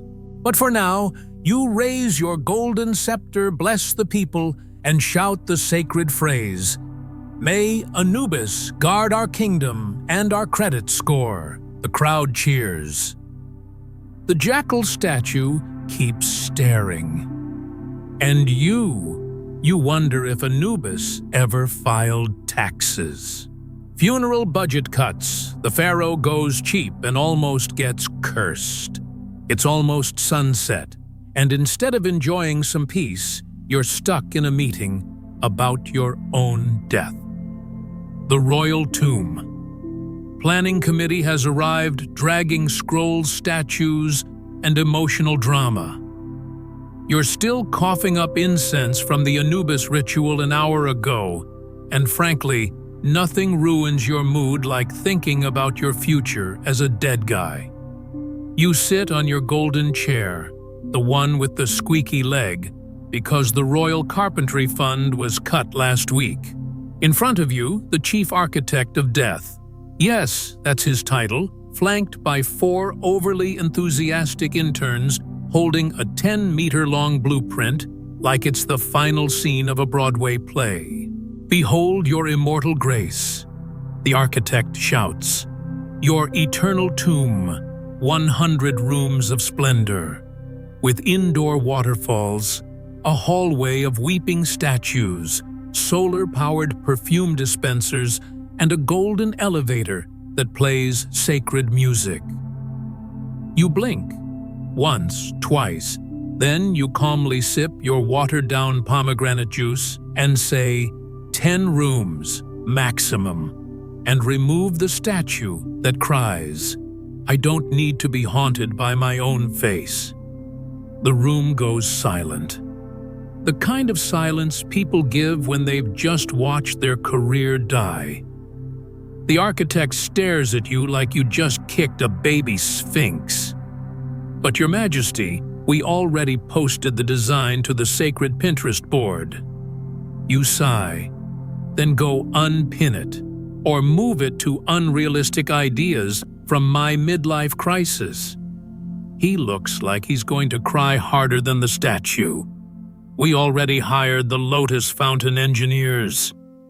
The granite came from the village that hates us. They'll know we canceled. You signal to your vizier for more juice. This is going to take a while. Listen, you say it's not that I don't want a nice tomb. But if we build that monster, I'll die from the construction debt before Osiris even calls me." A nervous priest chimes in. "Your Holiness cutting sacred tomb features could be seen as disrespectful. And a disrespect invites curses, boils, frogs, family members suddenly turning against you in council votes." You stare at him. "Are you threatening me with mythological plagues?" He laughs nervously. "Of course not. But legally, I have to inform you of the spiritual risks." You lean in. "Tell Osiris I'm open to negotiation. I'll give him my Netflix password if he lets me keep my financial plan." Meanwhile, the architect dramatically pulls out a black scroll. "But this was my life's work." You look him in the eye and say softly, "Yes, and this is my death's the budget." He collapses onto a velvet cushion like a poet whose haiku just got rejected from a pyramid magazine. Your vizier, the ever-practical one, unrolls a new scroll. We've prepared alternate tomb packages, Your Majesty. Option 1, 10-room classic plus secret passageway. Option 2, 7-room deluxe includes Wi-Fi for archaeologists. Option 3, just a sarcophagus and good PR. You point at option 1. That, simple, functional, ghost-friendly.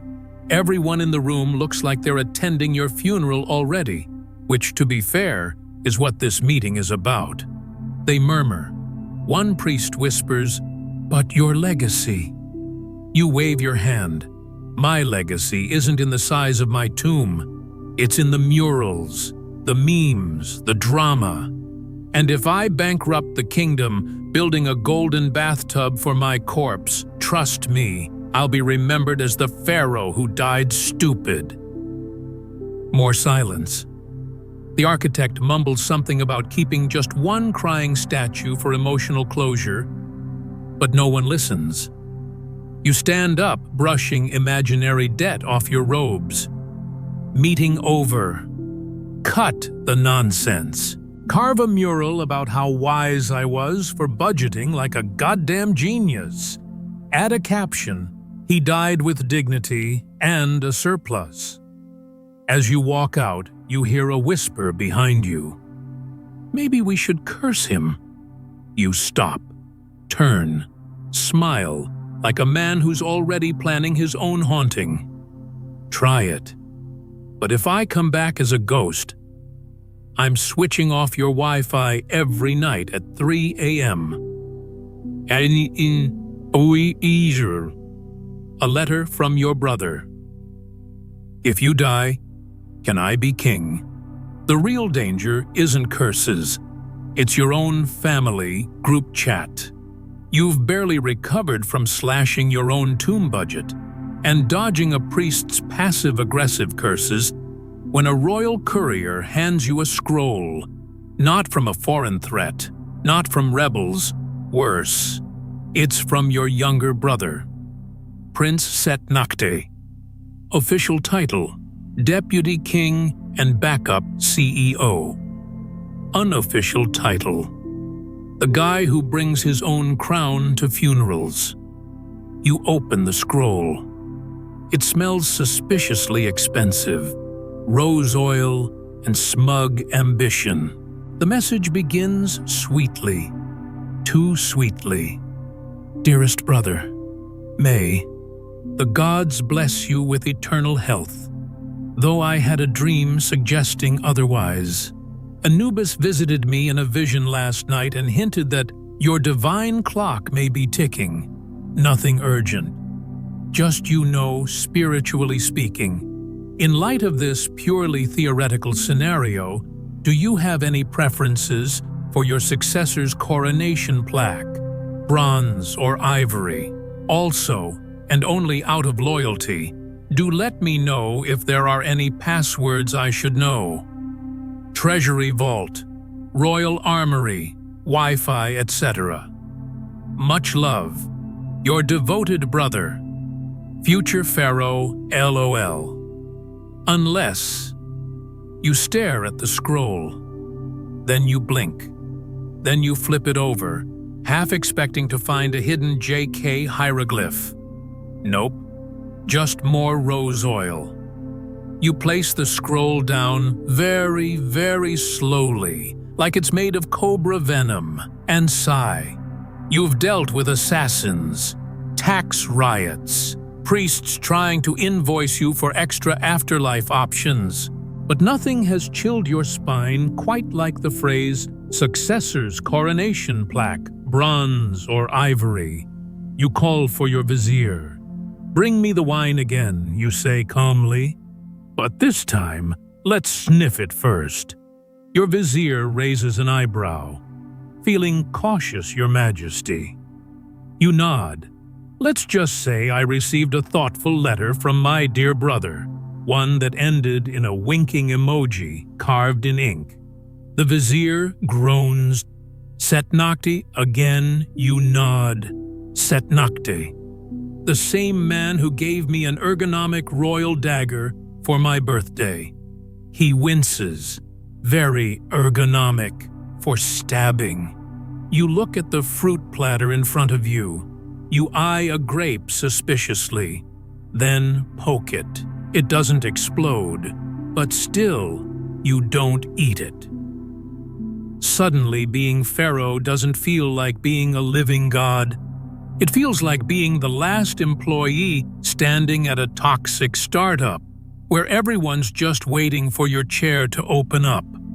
You mutter under your breath, I fear no curse, no god, no crocodile demon from the underworld. Then louder I fear Set Nocte with a clipboard and a dream. Because you know him. He's the type to rehearse his royal speech in front of a mirror, just in case. He probably owns a backup Pharaoh outfit. He sends scrolls to foreign ambassadors titled Succession Planning by Mistake. You turn to your vizier. Starting now, double-check my wine, triple-check my priests, and give Set Nocte something to do. Like what? Send him to the Delta. You pause. No, somewhere drier, desert dry. You nod. Perfect. Make him ambassador to the Scorpion tribes.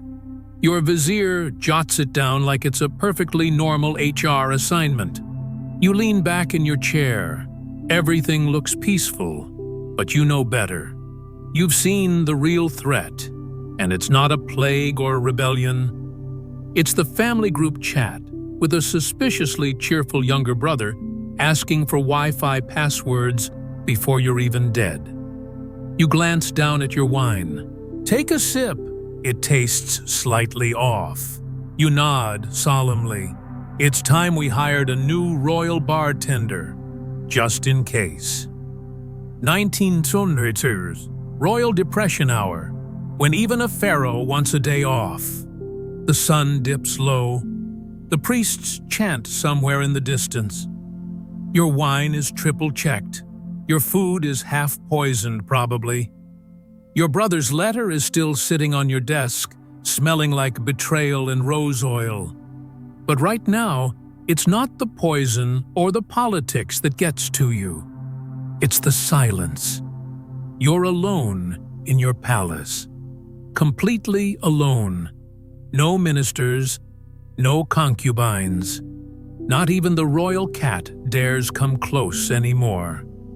Ever since that argument with the queen, the one involving the priestess, the bathhouse, and a misinterpreted ritual cleansing, nobody's been making eye contact with you, except the statues.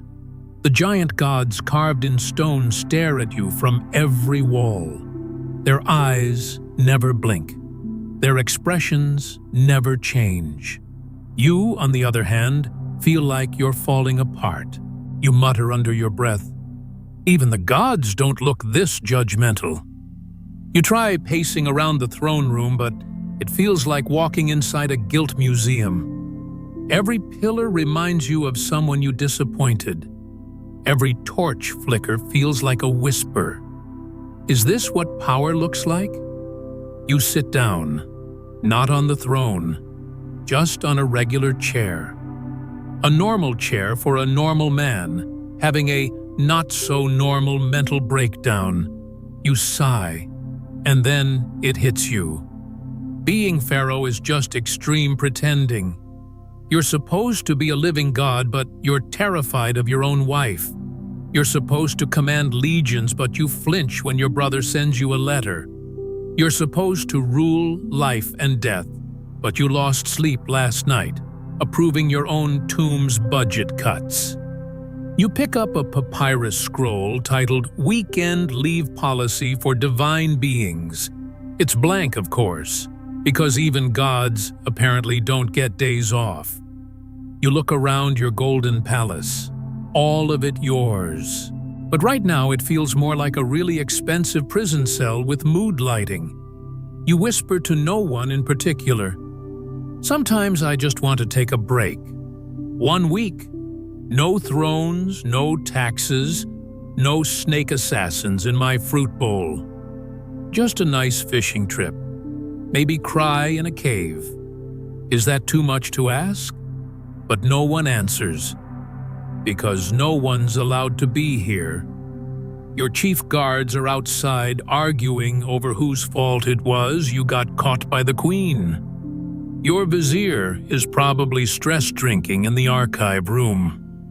The only thing in here with you is a bronze statue of Horus and your own heavy breathing.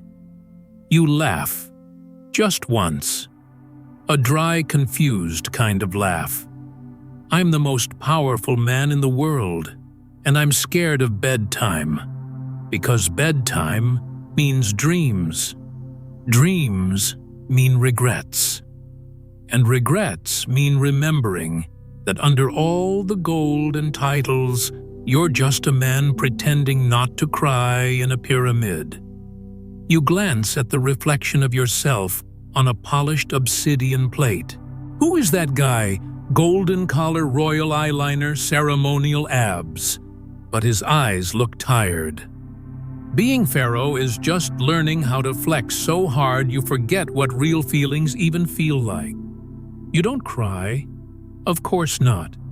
You're a king. You just leak dignity through your eye sockets in a dignified, symmetrical way. Then the final irony hits. You thought being king would be the dream life. Riches, power, worship. Instead, you got insomnia, a vengeful wife, a creepy brother, budget cuts, and the fear of accidentally signing your own death with an overly poetic decree. You mutter one last joke to yourself, just to stay sane. They told me being king meant no boss. No one warned me I'd still be afraid of my wife, my staff, my brother, and the tax form I approved last week with immediate afterlife preparation stamped on it. You lean back. The gods still stare. You stare back. If I die, you whisper, just make sure my tomb has a break room. Royal dinner. Also known as Let's Play, Is This Poison? You sit at the long banquet table alone. Not because you're picky, but because no one dares sit within stabbing distance of you anymore. Even the food taster is standing 6 meters away, pretending to be part of the decor. Your eyes scan the golden plates, roasted duck pomegranate stew, honey-dipped dates, and the highlight of the night, Nubian fermented grape wine served in a crystal goblet, carved from a sacred mountain goat's horn. Fancy, regal, mysterious. It smells like nail polish remover. You swirl it, pretend to sniff like a connoisseur, then whisper, smells like royal aftershave or death. You take a cautious sip. 1 second. 2 seconds. Still alive. Then just to be sure, you slide the cup toward the food taster. He stares at you, frozen like a lizard, caught in a philosophical debate. Slowly, he steps forward, bows, and drinks. He doesn't die immediately. You nod, impressed. Either it's safe or the poison takes effect at dessert. No one laughs, of course. Pharaoh jokes are one way. Tonight's silence is heavier than usual. Maybe it's the scandal with the queen. Maybe it's the fact your priests are mad. You slash their tomb budget. Or maybe it's just that you're still alive. And that's inconvenient for a few people. You glance at your plate and suddenly wonder, who prepared this meal? Was it the usual cook? Or someone sent by your brother? He did send that thoughtful letter this morning. If you pass away soon, do let me know where the crown is kept. Touching, you cut the duck slowly. If I die tonight, you think I hope someone at least records the recipe. Another sip of wine. You're not even sure you like wine. But if you're going to be poisoned, it may as well taste expensive. Your stomach makes a noise. Is it nerves, duck, or death? You glance at the food taster again, still breathing. That's promising. You lean back on your throne chair, staring into the golden torchlight, and murmur to yourself, "If this drink kills me, at least I won't have to attend tomorrow's meeting about pyramid maintenance." Pause. If it doesn't kill me, I'll probably die from stress anyway. You raise the goblet for one last sip. Your hand trembles slightly, not from fear, but from exhaustion. Your final thought before dessert arrives. Being Pharaoh isn't about ruling the living. It's about surviving dinner. 2030. Writing the Royal Diary. Today I am still alive. There is progress. The oil lamp flickers beside you, its weak little flame trying its best not to die out. You relate. You are Pharaoh. You wear gold on your neck, eyeliner on your eyes, and a ceremonial dagger under your pillow. You could summon priests, generals, or concubines with a snap. But tonight, you choose papyrus. You stare at the empty scroll. It stares back, very judgmental for something that's literally tree skin. You dip your reed pen into ink. The ink hesitates on the tip. You hesitate in your soul. And then you write, "Today I didn't die." That's progress. You pause. You reread it. You don't hate it.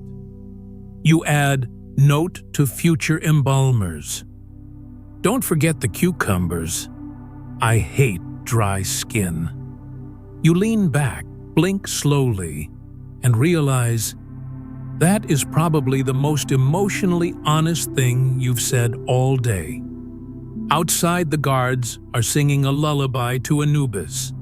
It's technically supposed to help protect your soul while you sleep, but the rhythm is unsettling, like a funeral chant sung by someone who already dug the grave. You look back at your scroll, 2 sentences, one sincere, one about cucumbers. This is what royal legacy looks like at 21 hours. Shooters, you start to overshare with the scroll. Because why not? It's not like anyone else in the palace talks to you these days. You sigh, then write, "My queen hasn't looked me in the eyes since the pillow incident." It wasn't your fault. You mistook a priestess for her. It was dark, also emotional. My brother is sharpening his ambitions, possibly also a knife. My high priest is angry because I cut his tomb spa package budget from 100 rooms to 10. He called it sacrilege. I called it minimalism. You chuckle, alone in the dark, like every emotionally repressed despot before you. You start writing like you're in therapy. Sometimes I wonder if the gods even listen. I yell at the sky, and nothing echoes back except sand and silence. Is that divine wisdom, or just bad acoustics I used to dream about being Pharaoh? Now I dream about running away, maybe to Crete. Open a wine shop. Name it Pharaoh's Regret. Hire Set Nocte to wash goblets. Watch him squirm. You laugh again, but this time it sounds like it's bouncing off the walls of your own chest, not just the stone around you. You get existential, like really existential. I signed the death sentence for a criminal today. I felt nothing. Then I stepped on a scorpion in my chamber and cried for 20 minutes. What does that say about me? Is it normal to envy the guards because at least they get to sleep in shifts? Does anyone actually want to be Pharaoh? Or are we all just pretending this is worth it? How many pyramids does it take to feel loved? You stop writing. That one hits too hard. You look at your hands, soft from lotion but shaking. You think about how many people fear those hands, how many have kissed them, how many would cut them off if it meant a shot at power. You talk to yourself, on paper, out loud. I am the most powerful man in Egypt, you say to no one. Then you write, and yet I am afraid of sleep, because in sleep I cannot control who stands over me, because in sleep my body is just a thing. And I've spent my entire life trying not to be just a thing. You start fantasizing about a different life. You sketch a tiny boat in the margin. Then under it, what if I was just a fisherman? No gold, no temples, just sea air and fish guts. Then you cross it out, because no, you hate fish guts. But you keep drawing. You draw a little version of yourself in a marketplace, selling sandals, laughing, not wearing eyeliner. Nobody bows, nobody kneels, nobody plots. You like that version of you. He looks tired, but free. You snap back to reality. Sort of. You remember who you are, what you're wearing, the expectations, the dynasty, the tomb being carved in your honor even as you breathe. You write, being Pharaoh is a performance. Everyone sees the crown. No one sees the weight. Everyone hears the orders. No one hears the doubt. Everyone worships the god. No one worries about the man. You get petty. Deeply, relatably petty. Why does no one clean the fountain near the courtyard? It's disgusting. I'm Pharaoh, not a duck. Why is my food taster getting fatter? Suspicious. Why do the gods never answer directly? Riddles are fine, but a scroll now and then wouldn't kill them. You feel better. Petty is cleansing. You end with what you really want to say. You start a new paragraph. You don't think. You just write. I miss my mother. She used to say I looked tired even when I wasn't. She would have noticed how tired I am now. I miss laughing without checking who's in the room. I miss the boy I was. Before the throne. Before the masks. Before everything became a game of who betrays who slower. If I die tonight, I want someone to know I tried. You put the pen down. You reread what you wrote. You don't cross anything out. You sign off like it's an email to the afterlife. With royal exhaustion and leftover wine, Pharaoh for now. You roll the scroll halfway shut, then pause. Add one last line. P.S. If this scroll survives the centuries, tell the archaeologists to stop drawing me so ugly. I was hot once. And then you blow out the lamp. Not because you feel safe, but because sometimes even pharaohs need the darkness more than the spotlight. Preparing for bed as if for battle, de 21 or 222 Iru. The scroll is rolled, the lamp is out. But you are not asleep, because sleep isn't rest when you're Pharaoh. Sleep is an ambush. You sit on the edge of your bed, or what they call a bed. In reality, it's a slab of carved limestone with a decorative jaguar motif that does nothing to soften the pain. You lie on it every night like a prized corpse awaiting display. The stone is cold, like your minister's loyalty, and your wife's feet. You reach for the golden face mask sitting beside your pillow. Not the funeral kind, not yet, but the royal skincare version, aloe honey crushed lotus petals, and about 3 months' salary for a regular citizen.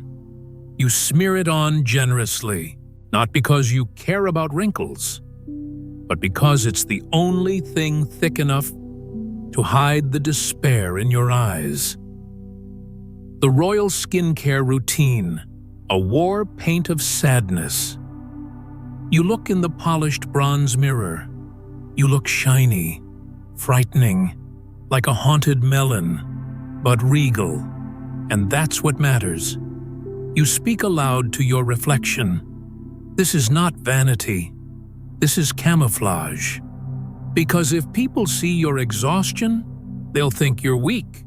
If they see your pores, they'll start a coup. You leave the mask on, half curing, half crying. The ritual of securing the bedchamber. You do a lap around the room. Is the door locked? Check. Is the second door locked? Check. Is the secret door only your brother knows about, sealed with clay and a passive-aggressive note? Check. You light a small incense stick and wave it in each corner. Not for the gods, for scorpions. You trust scorpions more than gods at this point. At least they don't lie about their intentions. Chaditum. The dagger under the pillow. A comfort object for paranoid kings. You lift your stone pillow. It's shaped like a half-moon, designed to support the head and shatter the spirit. Beneath it lies your bronze dagger, polished sharp and engraved with the words, "Only if necessary." Also, especially if brother comes in. You bought it yourself, in disguise, from a blacksmith who called you old man and tried to upsell you snake oil. You didn't correct him. That day, for 15 minutes, you were just a tired man shopping for a murder deterrent. It was beautiful. You place the dagger gently beneath the pillow, right where your right hand can reach it, mid-nightmare. The palace guard's lullaby, not soothing at all. From the courtyard, your elite guards begin their nightly chant. It's a traditional bedtime prayer. Soothing, gnome, reassuring, absolutely not. Terrifying in a poetic ancient way, always. They begin, "O soul of the Pharaoh, should this be your final rest? May Anubis judge you slightly above average. May your entrails be clean. May your enemies be buried deeper than you." You lie back. Each line hits harder than a therapy session. You know the words by heart. But somehow, tonight, they feel too accurate. You pull the golden sheets embroidered with your own face up to your chin. Not because you're cold, but because it feels like the only hug you're allowed. You try to sleep. Really, you try. You close your eyes, inhale, exhale. You think about rivers, crops. Peace your brain. What if your wine steward is poisoning you, but in small, sexy doses, you flip to your side? You count sheep, then goats, then tax collectors, then political rivals. You fall asleep for 5 minutes and dream that you're being chased by a giant talking papyrus scroll that keeps screaming, "You forgot to sacrifice the goat." You wake up sweating. You didn't forget. You delegated. Insomnia Thoughts, featuring Pharaoh Brain at 34. You stare at the ceiling. It stares back, mocking you with its perfect symmetry. You whisper, "Am I a good king?" The ceiling says nothing, like most of your court. You wonder, did the gods pick you? Or were you just born into this circus? Are you ruling a nation, or just trying not to die in your sleep? You flip onto your stomach, regret it immediately. Too much gold on your belt. You roll back. Your skincare mask has hardened. You feel like a glazed statue of regret. The sound of nothing is never nothing. You hear a whisper. Is it a breeze or a plot? You hear footsteps.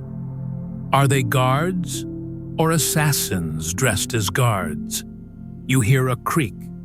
Your door, your bones, your trust. You grip the dagger. Just in case. Imaginary scenarios. You stress about instead of sleeping. 1. Your high priest secretly believes he should be Pharaoh.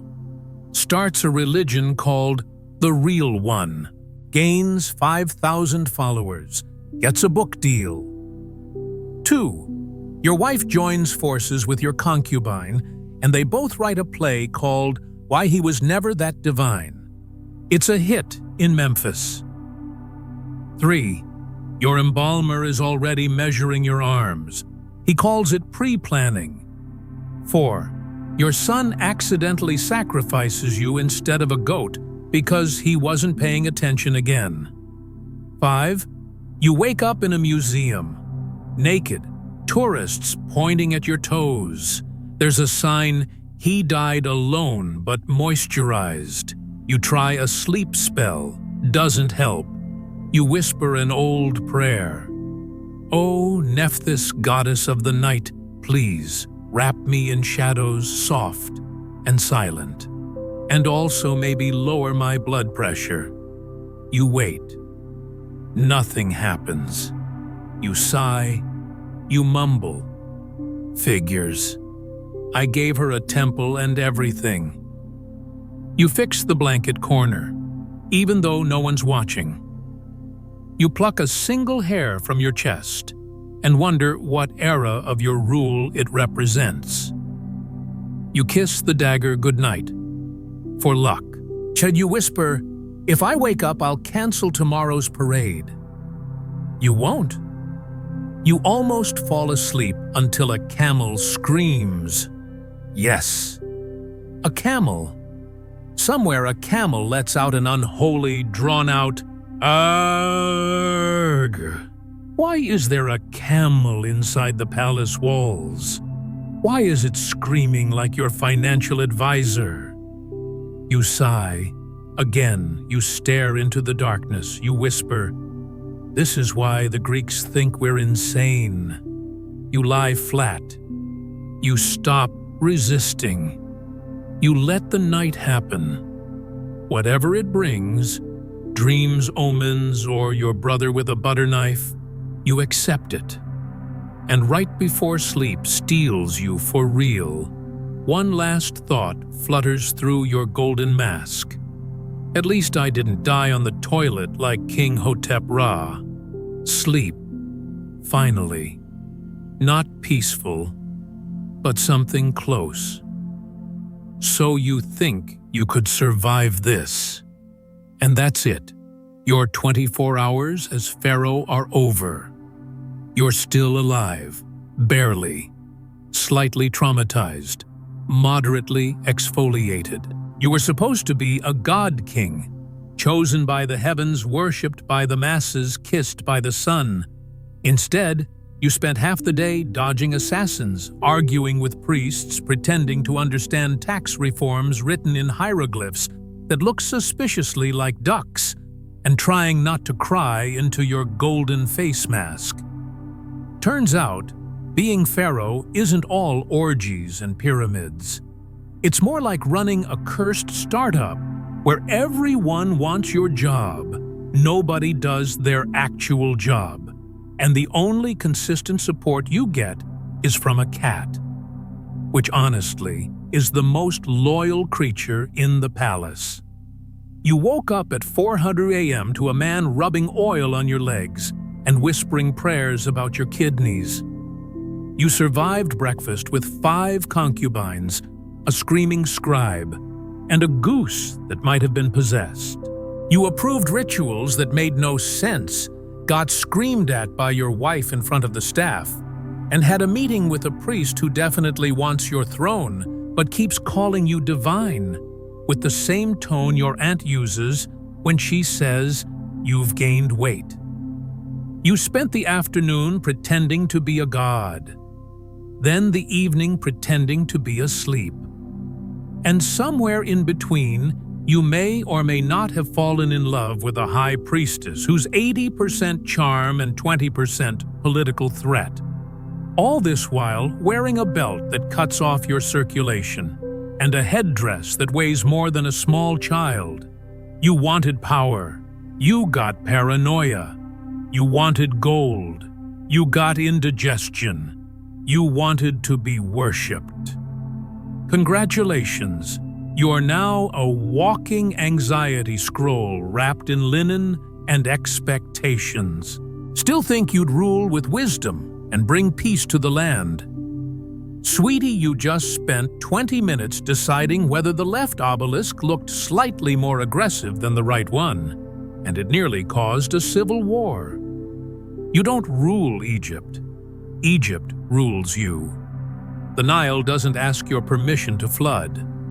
The gods don't care if you've had 8 meetings and no lunch. Your own wife, the queen of fertility grace and public humiliation, just exiled you to the guest chamber because you blinked at the wrong priestess. And the people, oh, they love you, until the grain prices go up. Then suddenly, you are Pharaoh the useless, his moisture the one who let us all down. Statues of you are everywhere, but don't get too excited. Half are being defaced as we speak. One has already been rededicated to a monkey. That monkey now has a cult. You're still waiting for yours. You think the afterlife will be easier. Good luck. There's a 42-question quiz just to get past the first gate. Miss One Boom, crocodile-headed soul eater. And that's after you've had your liver removed and stored in a jar that your nephew will one day use as a bong. So still want to be Pharaoh. Still dreaming of walking through golden halls in silk robes, bathed in praise and pomegranate juice. Reality check. It's mostly arguments, curses, cryptic dreams, surprise tax audits, and trying not to scream every time someone whispers, "May the gods bless you, Majesty," while sliding a knife into a melon just to demonstrate harvest rituals. Sure, you're surrounded by beauty, but most of it is trying to seduce you, rob you, or write a ballad about your downfall. Usually all 3. But hey, you survived. That's something. You wore the crown. You gave the speeches. You waved at people who might kill you tomorrow. You wrote in your diary. You cried in the bath. You kissed a dagger goodnight. And deep down, beneath the gold, the fear, the divine duty, you discovered something terrifying and beautiful. You are just human, a very shiny, very exhausted human. And honestly, you wouldn't trade it for anything, except maybe 8 hours of sleep. So now, dear viewer, it's your turn. Comment below. Are you the all-powerful Pharaoh commanding storms and spreadsheets with equal grace? Are you the scheming concubine, smiling sweetly while planning to marry the next dynasty? Or are you the eunuch hiding in a decorative vase, waiting for your one big shot at relevance? Let us know. And remember, being Pharaoh isn't about the gold. It's about surviving the madness with your eyeliner intact. Thanks for joining the chaos. See you in the afterlife or in tomorrow's 24-hour challenge where you get to be a Roman gladiator. Spoiler, it's not great either. Pharaoh, the god in the form of a man. Pharaoh wasn't a king, just a puppet of the priests. You think being Pharaoh means power, don't you? You picture yourself sitting on a golden throne wearing a cobra crown, being fed grapes by exotic women and yelling, "Off with his head" at anyone who annoys you. But here's the first thing nobody tells you: Pharaoh doesn't rule Egypt, the priests do. You're just a good-looking meat puppet in a shiny skirt. No, really. From the moment you put on that divine eyeliner, your life is scripted like a bad historical drama written by paranoid old men with back problems and too much incense. Let's start with your title. They call you the living god. That sounds amazing, right? Like you're the main character of the universe. But being a living god in ancient Egypt is like being the star of a reality show where everyone pretends to love you while secretly voting you off the island. Your advisors, just spies. Your wife, possibly your sister. Your priest, definitely your boss. Every morning before you even open your royal eyes, the high priest is already knocking at your chamber door with a scroll of tasks from the gods. Great Pharaoh the Nile will only flood if you wear the correct ceremonial underpants during the sunrise ritual. You ask, "Can I just sleep in today?" He bows, smiling, "Then may Osiris smite us all with drought and pestilence." So you crawl out of bed, itchy from the linen sheets, put on your golden sandals, left foot first. Very important. And stumble to the temple to pretend you're blessing the crops, while actually just standing in front of a cow made of limestone. Meanwhile, the real decisions, grain distribution, military campaigns, tax increases, are being made in the back room by 6 bald men in leopard skin kilts, whispering like teenage girls at a slumber party. You don't even get invited. Oh, and remember how you thought marrying your sister was just a weird rumor? Nope. Totally real. See, the priests invented this brilliant little concept called divine blood. According to them, your family is so holy that only your immediate relatives are worthy of marrying you. That's not love. That's genetic disaster with good PR. And if you try to marry someone outside the family, say a hot dancer from Thebes' scandal, the high priest will corner you during the ritual goat sacrifice and whisper, "Pharaoh, the gods frown upon lustful unions with impure blood. Also, your dead grandfather just appeared in my dreams. He's very disappointed." So what do? You marry your sister. She's 14. She's also mean, smarter than you, and once stabbed you with a hairpin during dinner. But hey, at least she's divine. Now let's talk about hygiene. You'd assume that as a living god you get to poop in peace. Wrong again. Every bodily function is a sacred act. There's an official royal defecation schedule managed by a temple scribe with way too much eye makeup. He notes the time texture and astrological significance of every dump you take. Did you have diarrhea today?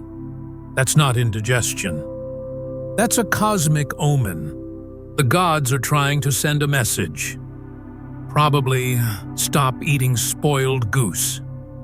Meanwhile, if you skip one cleansing ritual, say you forget to sprinkle holy sand on your armpits before entering the room of divine offerings, they accuse you of losing your divine aura. The high priest gives a sermon titled, "Why Our Pharaoh Stinks," and what that means for the afterlife. In public, people still bow and chant your name. In private, everyone's wondering if your soul has rotted because your breath smelled weird during the lunar festival. Let's not even get into your daily meal. You think being Pharaoh means a banquet of roasted ducks and pomegranates. Nope. You get boiled barley, raw onions, and maybe, if you're lucky, a single fig. Because your sacred diet must mirror the humble diet of the peasant. It's symbolic unity. You asked once, "Why do I have to eat?" "Like I live in a ditch," the priest responded. "Because the gods respect humility." You replied then, "Let the gods try eating this crap." He didn't laugh. Later that week, your royal slippers mysteriously disappeared. You stepped on a scorpion. Twice. Coincidence doubtful. Now we haven't even talked about death yet. Because funny enough, you spend your whole life being groomed for your death. From age 6, you're introduced to your future tomb, your funeral music, and the exact way your intestines will be removed and stuffed into tiny jars with animal faces. Every year, the priests update your afterlife manual. It's 400 pages long. It includes phrases like, "Please remember to recite spell 127b while crossing the lake of fire. Do not look Anubis in the eye unless invited. Avoid showing fear during the weighing of your heart. You once asked, 'What if I just die peacefully in my sleep?'" The priest looked horrified. Peacefully, you must die, surrounded by incense. Chanting monks and a donkey with gold earrings. Otherwise, your soul might get lost in the sand. You begin to realize something. You're not a god. You're a ceremonial meat puppet. Your job is to perform a divine puppet show, so the real bosses, the priests, can run Egypt while blaming everything on your cosmic energy fluctuations. Did the crops fail this year? The Pharaoh's aura has weakened. Did a neighbor kingdom invade? The Pharaoh has displeased the moon gods. Did someone fart during a sacred festival? The Pharaoh must fast and bathe in goat's milk for 3 days. You're the royal scapegoat, wrapped in silk, kissed by everyone, but loved by no one. And the worst part, you can't even complain. One time you muttered during breakfast, "Maybe I don't want to be a god anymore." 10 seconds later, the head priest tripped and broke his nose. By lunch, rumors had spread that Pharaoh's doubt caused the gods to strike their servant. By dinner, 7 temples were already holding emergency prayers to reaffirm the divine certainty of Pharaoh's sacred mind. By midnight, you were forced to make a public statement, "I love being a god. Please stop sacrificing goats in my name. We're running out." You try to take back control. Just once. You summon the priests and announce, "I want to lead the army into battle, like a real king." They nod politely. Then, the next morning, your war chariot mysteriously loses a wheel, crashes into a palm tree, and leaves you with a broken ankle. The priest says, "The gods have spoken. You must not risk your divine body." You nod. You know. They'll never let you leave the palace. You're too valuable and too easily replaced. Somewhere in the inner chambers of the temple, they probably have another living god in training. A backup pharaoh, younger, handsomer, better at walking in sandals without falling over. You think back to your childhood dreams. Power, glory, women throwing lotus petals in slow motion. Now you wake up every day with back pain paperwork and a calendar full of fake ceremonies. So what do? You fake it. You play your role. You smile during the rituals, wave at the crowds, bless the cows. And at night, when no one's watching you, stare at the ceiling and whisper, "Maybe I'll die tomorrow, and maybe, just maybe, I won't have to chant the fertility hymn one more damn time." The pharaoh, sex addict who was also terrified of women. Let's get something straight. Just because pharaohs were worshipped as living gods doesn't mean they had divine game. In fact, being pharaoh was a confusing hormonal mess, like being the world's most powerful man who still got scared stiff when a priestess touched his thigh too confidently. Take Ramses II. The man had over 200 wives and fathered around 100 children. Historians praise his strong lineage. But let's be honest, Homeboy was probably trying to prove something. Every time he sneezed, someone got pregnant.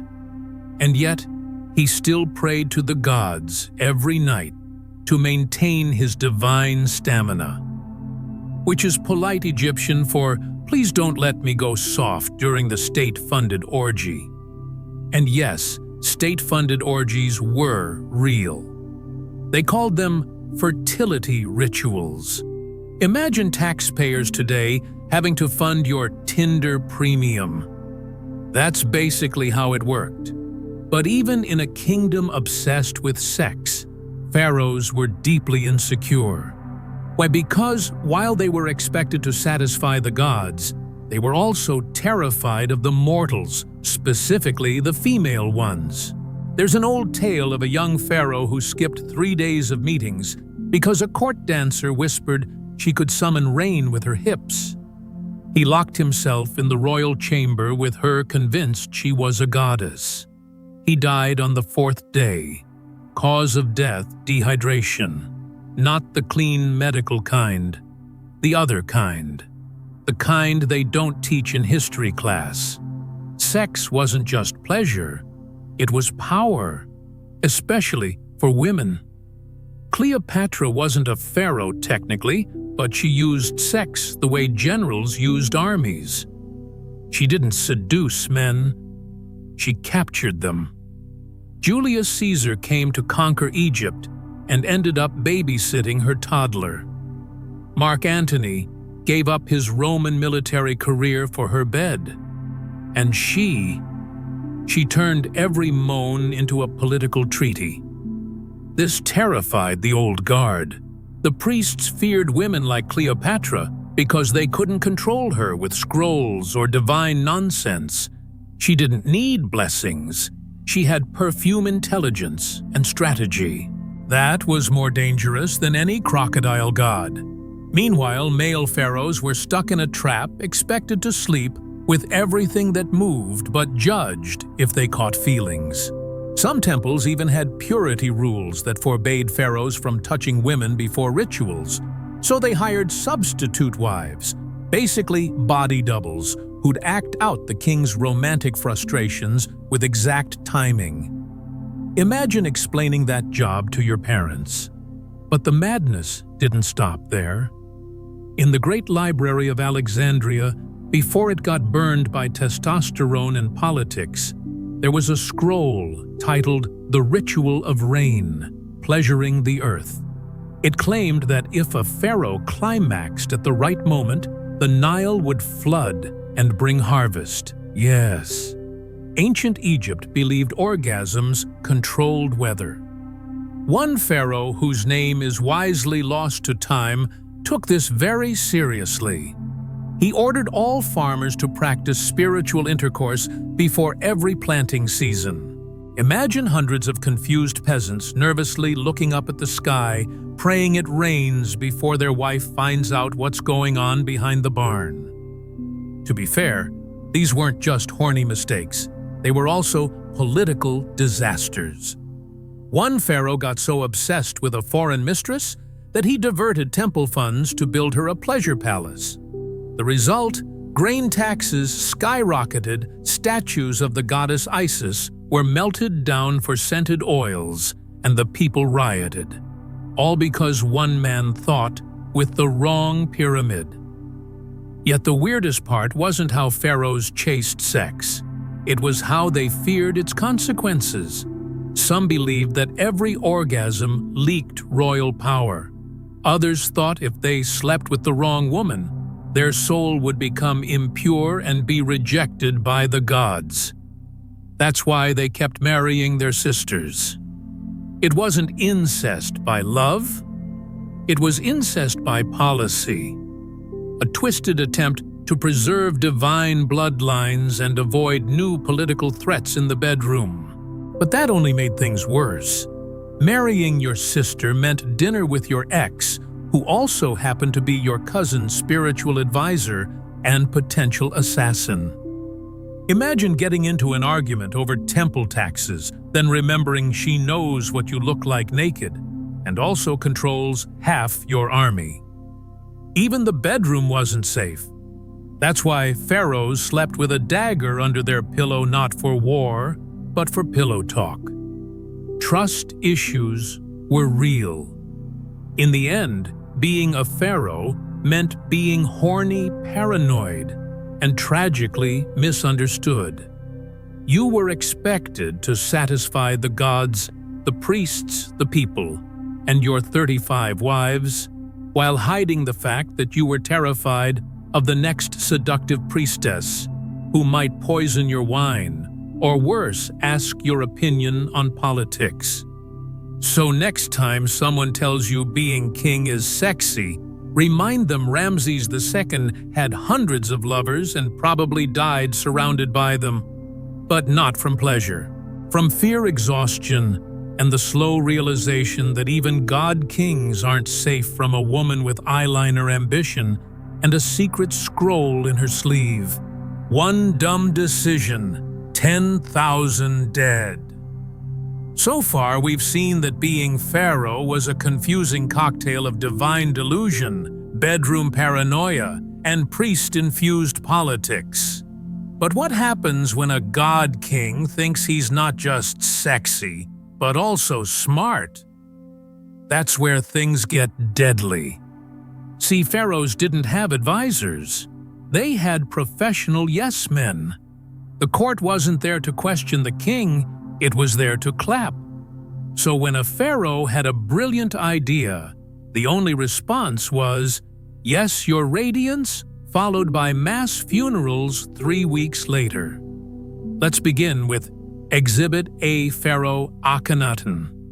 This man looked at 2,000 years of proud, chaotic Egyptian polytheism filled with gods for war cats, beer, and erections, and said, "Nah, let's just worship the sun now." Seriously. He threw out the entire pantheon and introduced Aten the one and only sun disk, a shiny circle with spaghetti arms. That was his god. He banned temples, shut down thousands of priest-run businesses, and even banned the name of Amun, the most beloved god, from official texts. It's like banning the word Wi-Fi today and expecting people to be cool about it. The result? Mass economic collapse. The temples controlled wealth, food distribution, and art funding. Once Akhenaten cut them off, the system imploded. Artists were forced to paint only him and his sun disk in awkward yoga poses. Bread prices skyrocketed. Grain spoiled without ritual blessings.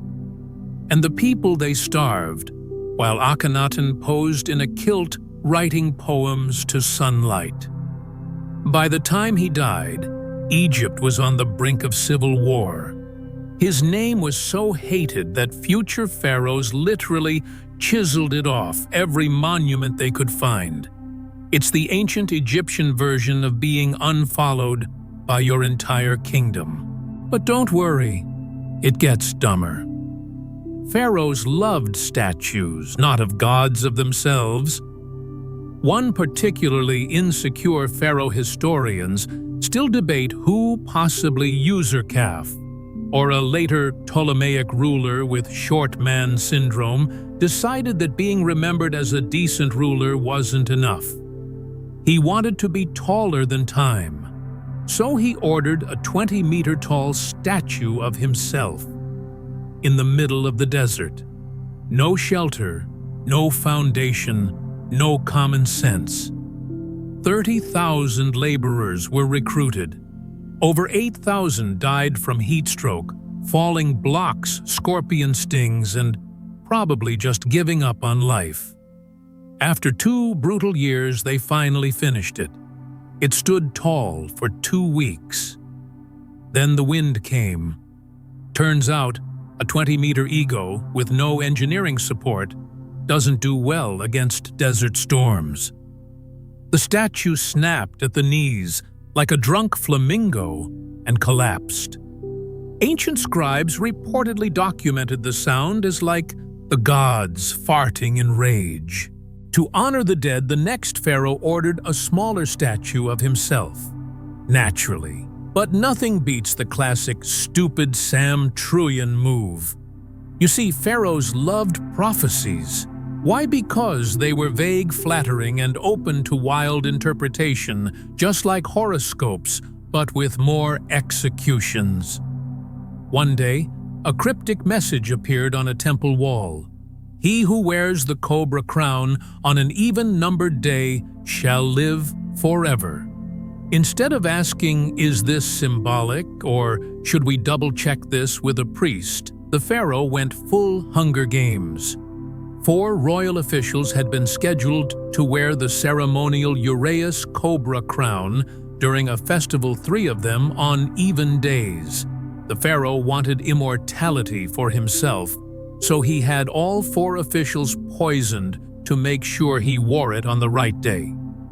Problem was, he didn't realize one crown was rigged with an actual live cobra part of a festival trick meant to wow the crowd.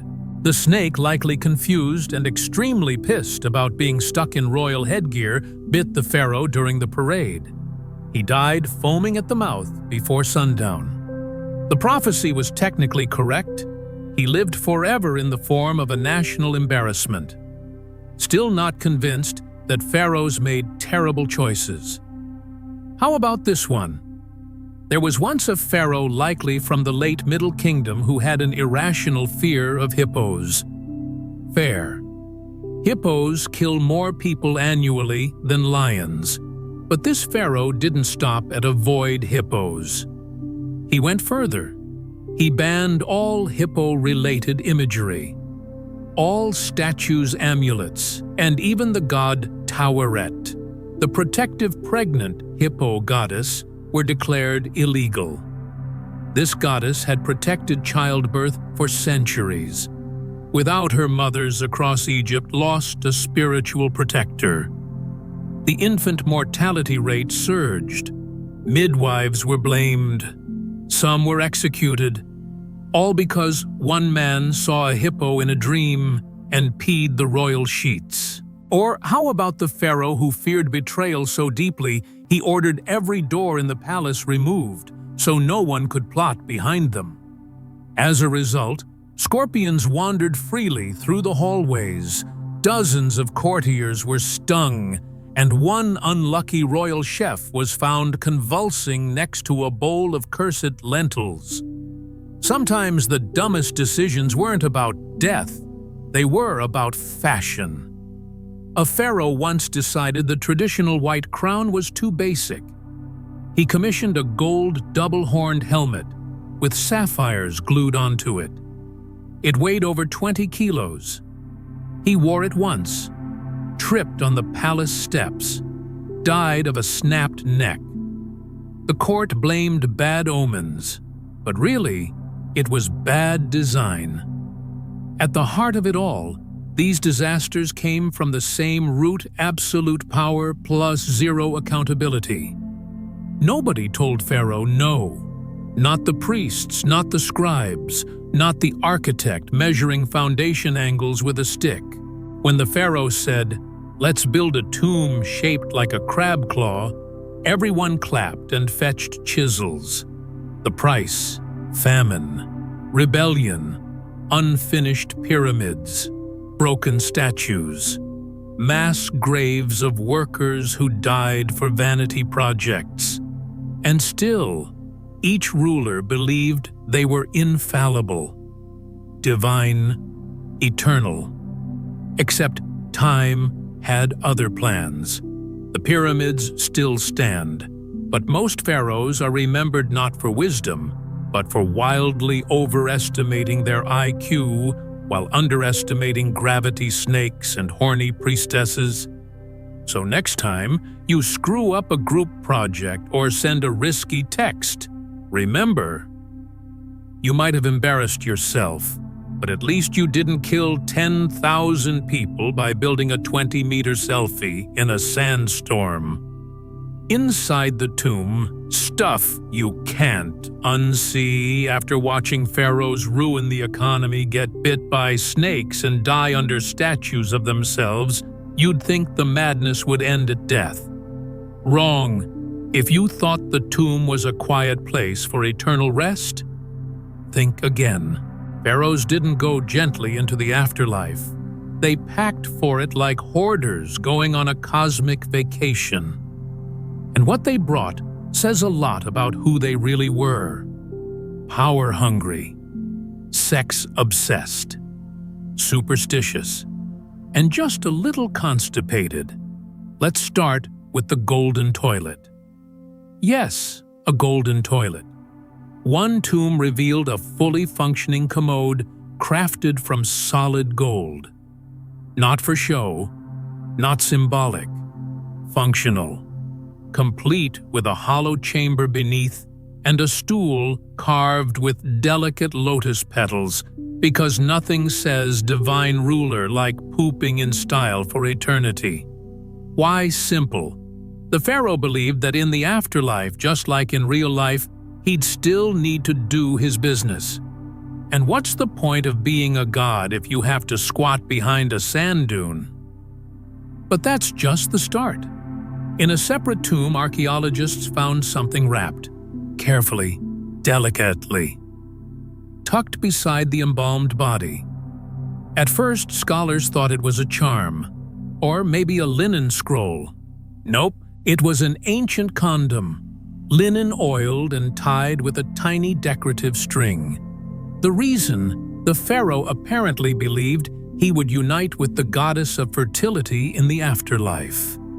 And even though he was dead, he didn't want to risk having divine children without protection. Safe sex from beyond the grave. And this wasn't an isolated case. Other tombs included full afterlife pleasure kits, carved ivory phalluses, erotic papyrus scrolls, and even jars of scented oils. These weren't perversions, they were preparations. In the next world, you weren't just reborn, you partied. Hard. Then there are the animal mummies. You probably know about cat mummies. Cats were sacred protectors of the home and the afterlife. But some pharaohs didn't stop at one. They brought hundreds. One tomb had 82 embalmed cats, some in gold masks. Another had a pet snake, wrapped in embroidered linen, resting in its own miniature sarcophagus. But the weirdest, a tomb filled with dried poop. Yes, desiccated, carefully labeled animal dung. Why? Because ancient Egyptian medicine believed certain types of excrement had healing properties, especially crocodile poop, which was crushed into powder and mixed into ointments. The pharaoh wanted a well-stocked afterlife pharmacy, complete with fecal first aid. Of course, not every tomb was about comfort. Some were petty. One queen's tomb, likely from the 18th dynasty, bore an inscription that has puzzled and delighted scholars for decades. Etched on the wall near her mummy, it reads, "If you chase after women after I am dead, I will be reborn as a flea and crawl up your nose." That's right. The queen basically said, "Cheat on me when I'm gone, and I'll reincarnate as nasal punishment." And considering ancient Egypt's obsession with omens, curses, and divine punishment, this was the ultimate post-mortem threat. They embalmed her with her arms crossed, her eyes wide open, and her hand literally pointing at the exit. But perhaps the most unsettling tomb discovery wasn't the objects, it was the architecture. Some burial chambers were designed with fake doors, booby traps, and decoy rooms filled with junk, just to fool tomb robbers. One pharaoh filled his fake chamber with clay jars full of sand and dead frogs, hoping it would convince thieves they had already found the treasure and scare them away with bad smells and croaking spirits. Spoiler, it didn't work. The real treasure was still stolen. What remains today are the weird, the personal, and the deeply human leftovers of dead kings who couldn't let go. Tombs weren't just final resting places, they were ego museums, shrines to fears, fantasies, fetishes, regrets. We modern mortals might write wills, but pharaohs wrote entire tombs. I want my golden toilet, my sexy scrolls, my pet snake, and my collection of therapeutic poop. And if my wife haunts me, just tell the gods I was framed. Inside the tomb, there was no such thing as too weird. Only not weird enough to guarantee eternal life. And honestly, that's kind of beautiful, kind of terrifying, and extremely gloriously Pharaoh. Pharaoh and the Cult of Beauty, gorgeously grotesque. You've seen what pharaohs left behind in their tombs. Golden toilets, snake condoms, threats from dead wives. But what about what they left on their faces? If you thought modern beauty trends were extreme lip fillers, snail slime facials, drinking celery juice, you haven't met ancient Egypt's true skincare addicts. Pharaohs weren't just divine rulers, they were influencers, obsessed with appearing flawless, ageless, and terrifyingly radiant. And their version of self-care would make your dermatologist vomit into a linen napkin. Take baths, for instance. Today, scented candles, bath bombs, rose petals. Pharaoh camel milk and goat blood. Yes, Your Highness would bathe in warm animal products, believed to purify the soul and tighten the skin. One particularly desperate pharaoh even experimented with virgin urine collected from temple girls at dawn because purity only flows before sunrise. Even the gods probably cringed. But skincare was just the beginning. For makeup, pharaohs used kohl eyeliner, a black paste made from ground lead and ash. It looked stunning, mysterious, powerful. It also caused slow lead poisoning. One pharaoh reportedly went blind in one eye by age 30, but kept applying it because the gods like symmetry. There was no quitting beauty, only dying hot. Speaking of rituals, let's talk downstairs grooming. Newborn boys, especially royal ones, were given circumcisions within days of birth. Not for hygiene, not for health, but because the priests claimed Ra hates coverings on sacred flesh. Imagine being a 3-day-old prince suddenly robbed of your royal robe. Painful. Of course. Preventable. Totally. But when fashion meets divine fear, logic dies first. Still not horrified.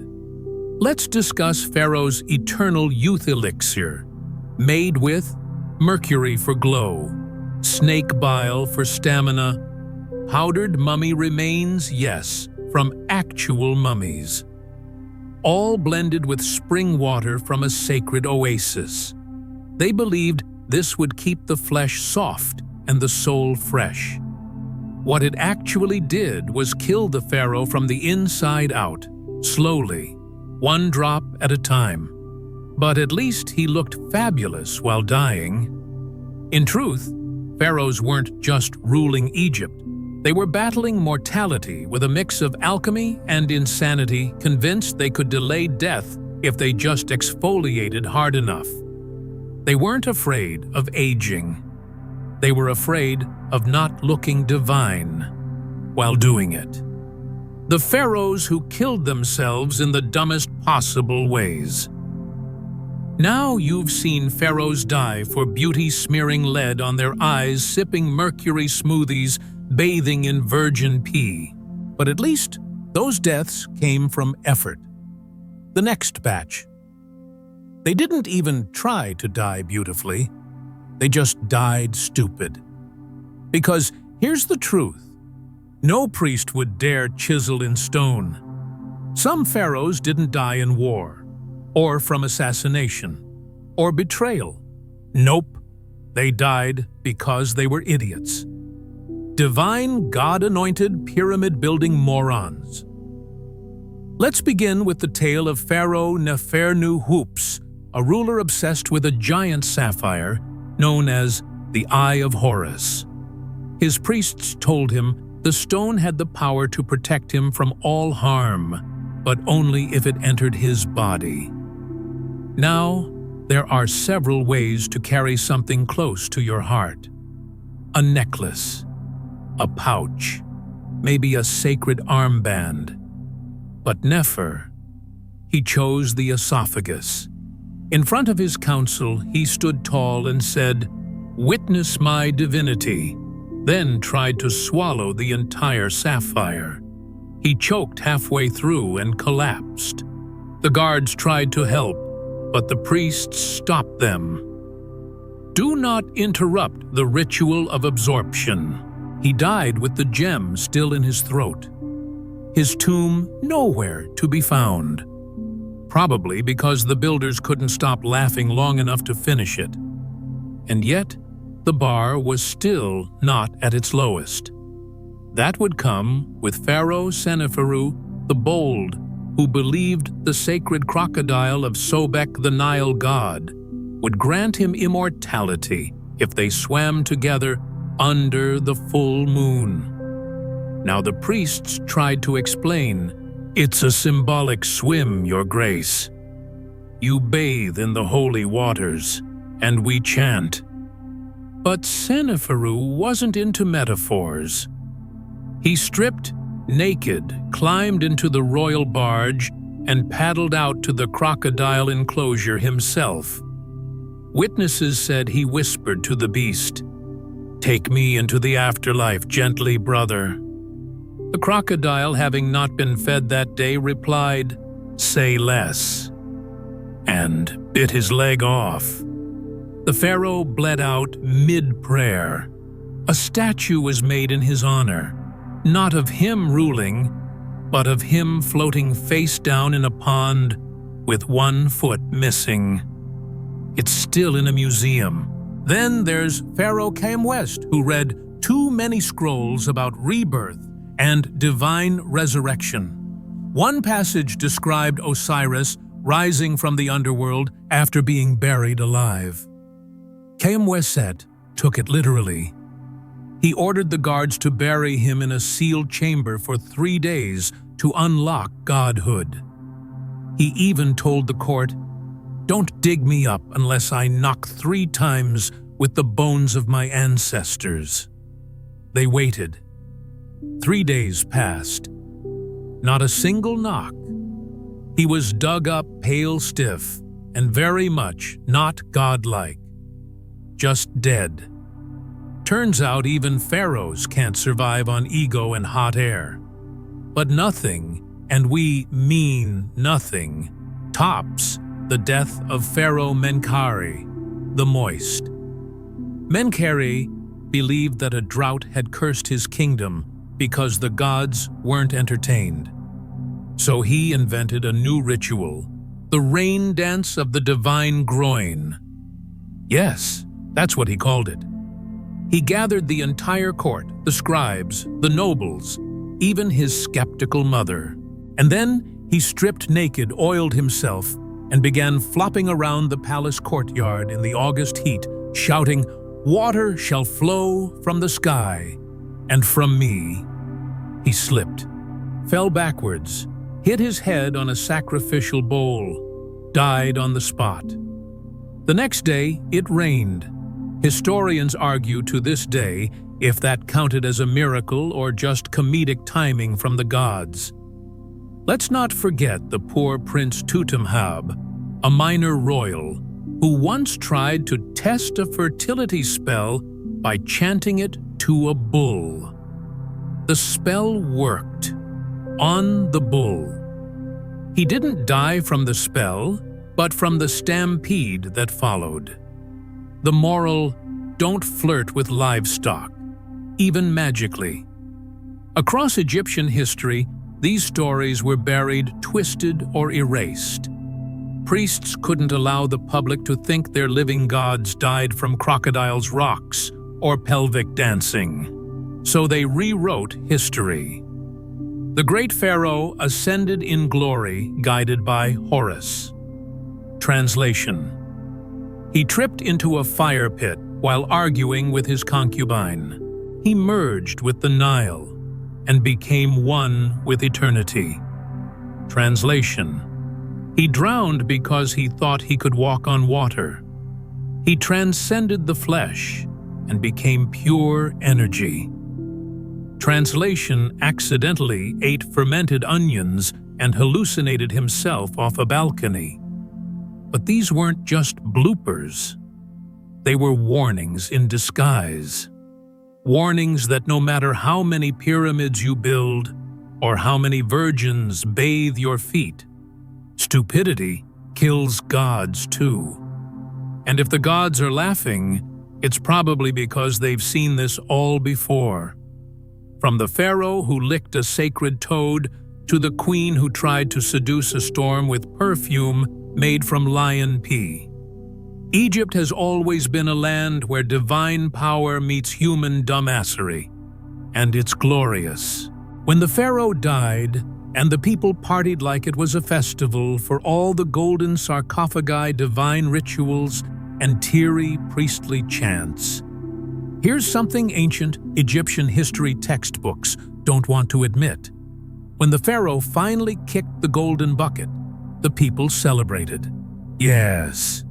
While priests sobbed theatrically and nobles faked grief between gulps of wine, the common folk were secretly throwing the biggest stress relief party in the Nile Valley.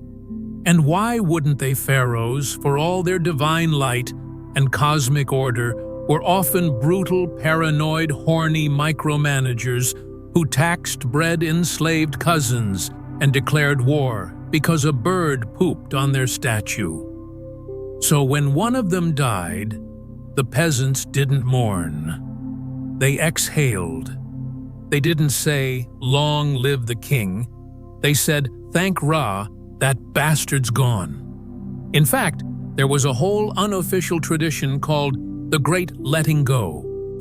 Once the embalming began, and the royal corpse was tucked away in a pyramid or deep discount tomb, depending on the budget the villages lit up with release.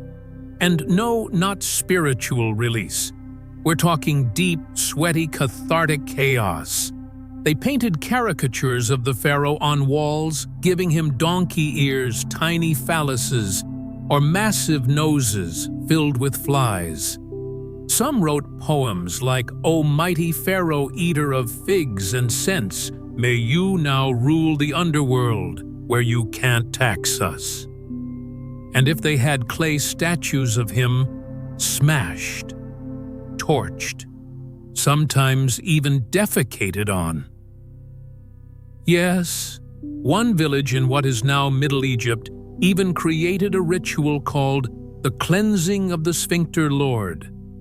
Here's how it worked. They built a full-sized Pharaoh statue out of straw. Then every adult in town got a handful of camel dung, and one by one they hurled it at the statue, screaming things like, "This is for my brother, you sent to die in Nubia. This is for making us pay goat tax. This is for taking my wife for one night and returning her with fleas." No priest dared stop them, because technically once the pharaoh died, he was fair game. Dead kings lost their sacred immunity, and the people, they had years of pain to let out. Meanwhile, the poor successor, usually a younger son or a nephew who didn't think he'd get the job, was terrified. Not of running an empire, but of what the people might do to him. In some regions, pharaohs delayed their coronation for weeks. Why? Because the moment you sat on the throne, the people expected you to visit them, smile, make promises, and get hit with vegetables. Or worse, seduced by women sent not to flirt, but to assassinate. One tale describes a newly crowned pharaoh who on his wedding night was strangled with his own ceremonial necklace by a dancer pretending to be his bride. Her last words, "This is for the taxes on beer." He lasted exactly 1 hour as king. Others simply locked themselves inside the temple for a month, waiting for the public rage to fade, like the smell of camel dung after rain. Some even hired lookalikes to stand in public for them. A farmer named Jehuti once got paid a bag of barley to wear the crown wave at the crowd and say, "The sun shines for us all." He left with a black eye and 3 missing teeth. The irony, these same pharaohs who demanded temples, virgins, and worship during life were erased from memory faster than last week's gossip once they died. Because the real Egypt wasn't just divine rituals, it was human survival. If the Nile flooded too much, your family drowned. If it didn't flood enough, your crops died. If Pharaoh made a mistake, you paid for it. So when he died, it felt like the gods had finally given you a break. And still, the official records lied. The whole nation wept for 70 days. Yeah, sure. Maybe the priests. Maybe his horse. But not the guy who lost his land because Pharaoh wanted a new garden shaped like an ibis. Some villagers even held mock funerals, where a child dressed as the king was placed in a coffin surrounded by fake mourners wailing things like, "Oh, Pharaoh, master of flatulence. Oh, ruler of sunburns and bad military campaigns. May the gods give you 10 more wives so you can ignore them all in hell too." But there's a truth hiding beneath the dung and laughter. The myth of pharaohs is always painted in gold and light. The reality, sweat, blood, urine, and disappointment. It's easy to worship the mask, but behind it was a tired man who couldn't sleep, couldn't trust anyone, and couldn't stop himself from repeating his father's mistakes. And so every time a pharaoh died, the people didn't just mourn or mock, they moved on. Because life under the next god king would begin soon. New taxes, new wars, new statues. But for that brief, beautiful window between kings Egypt belonged to the people again. They partied, they cried, they healed. With camel dung and sarcasm, sure, but also with hope. The pharaoh was just a man, So there you have it. The Pharaoh, son of the sun, Lord of the two lands, master of the Nile. Divine vessel of Ra was just a man, a sweaty, insecure, oversexed, overtaxed man.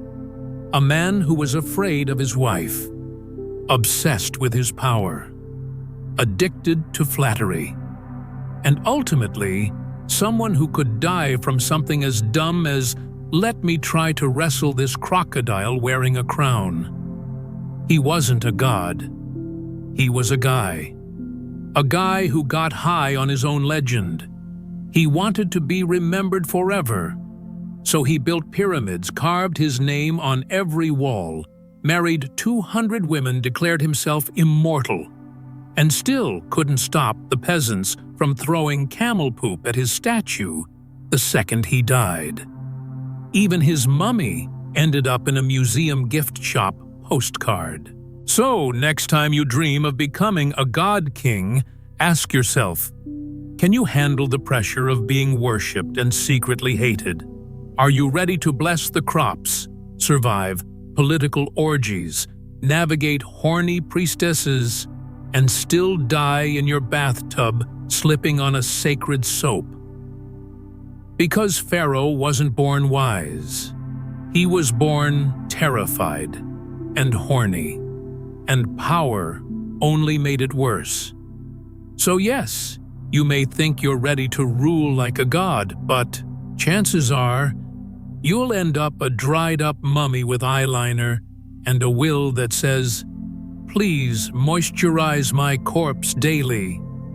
Use goat milk if available." Good night, Your Majesty. The sun has melted into the Nile one golden sigh at a time.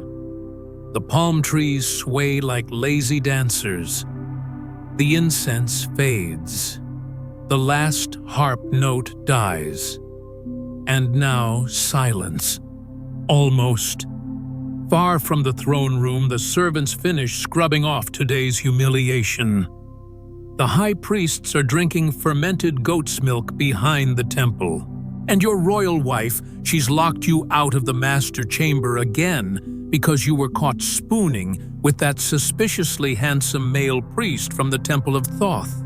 So now you lie, not in your golden bed, but alone on a marble bench in the moon room, wrapped in a leopard print robe 2 sizes too small, naked underneath, ashamed, moist with regret. Even the cat is judging you, and yet you are still Pharaoh, God King of the two lands, ruler of men, master of absolutely nothing in your personal life. You whisper to yourself, "Did I approve the war budget? Did I punish the wrong tax collector? Did my eyeliner smudge during the sacrifice?" Questions spiral like desert wind, but no one answers. Not even the stars. Only the echoes of your own anxiety bouncing off the obsidian ceiling. You try to meditate. Breathe in the aroma of lotus and sandalwood. Breathe out the scent of goat pee from the street below. Breathe in again. No, that's the eunuch's foot powder. Nothing helps. You consider calling a concubine, but they're all asleep, or pretending to be. Besides, last time you woke them for a midnight cuddle, one wrote an angry poem about your back hair, and it went viral across Thebes. So you sigh, and pull the itchy linen tighter around your royal chest. "Maybe I was never meant to be a god," you mumble, picking at a scab. "Maybe I was meant to be a spice merchant, or a potter, or an emotionally stable shepherd. But it's too late for that. Your crown is in a drawer. Your scepter is being used to prop open a latrine door. And somewhere in the darkness, a priest is deciding whether to poison your morning tea. You close your eyes, and as sleep tiptoes toward you, you whisper one final prayer. not to Ra, or Osiris, or Isis, but to your royal dermatologist. O great mixer of oils and vanisher of wrinkles, please let me be embalmed in shea butter. Let no beetle feast on my brow. Let my cheeks remain plump in the afterlife, and let my pores finally unclog. Sleep well, Pharaoh. Tomorrow the peasants riot. The vizier files for stress leave, and your second cousin proposes a coup during brunch. But for now, rest. Dream of golden boats, naked figs, and a world where no one knows you cried during your last facial. Good night, Your Majesty. You are loved, feared, and still wearing eyeliner.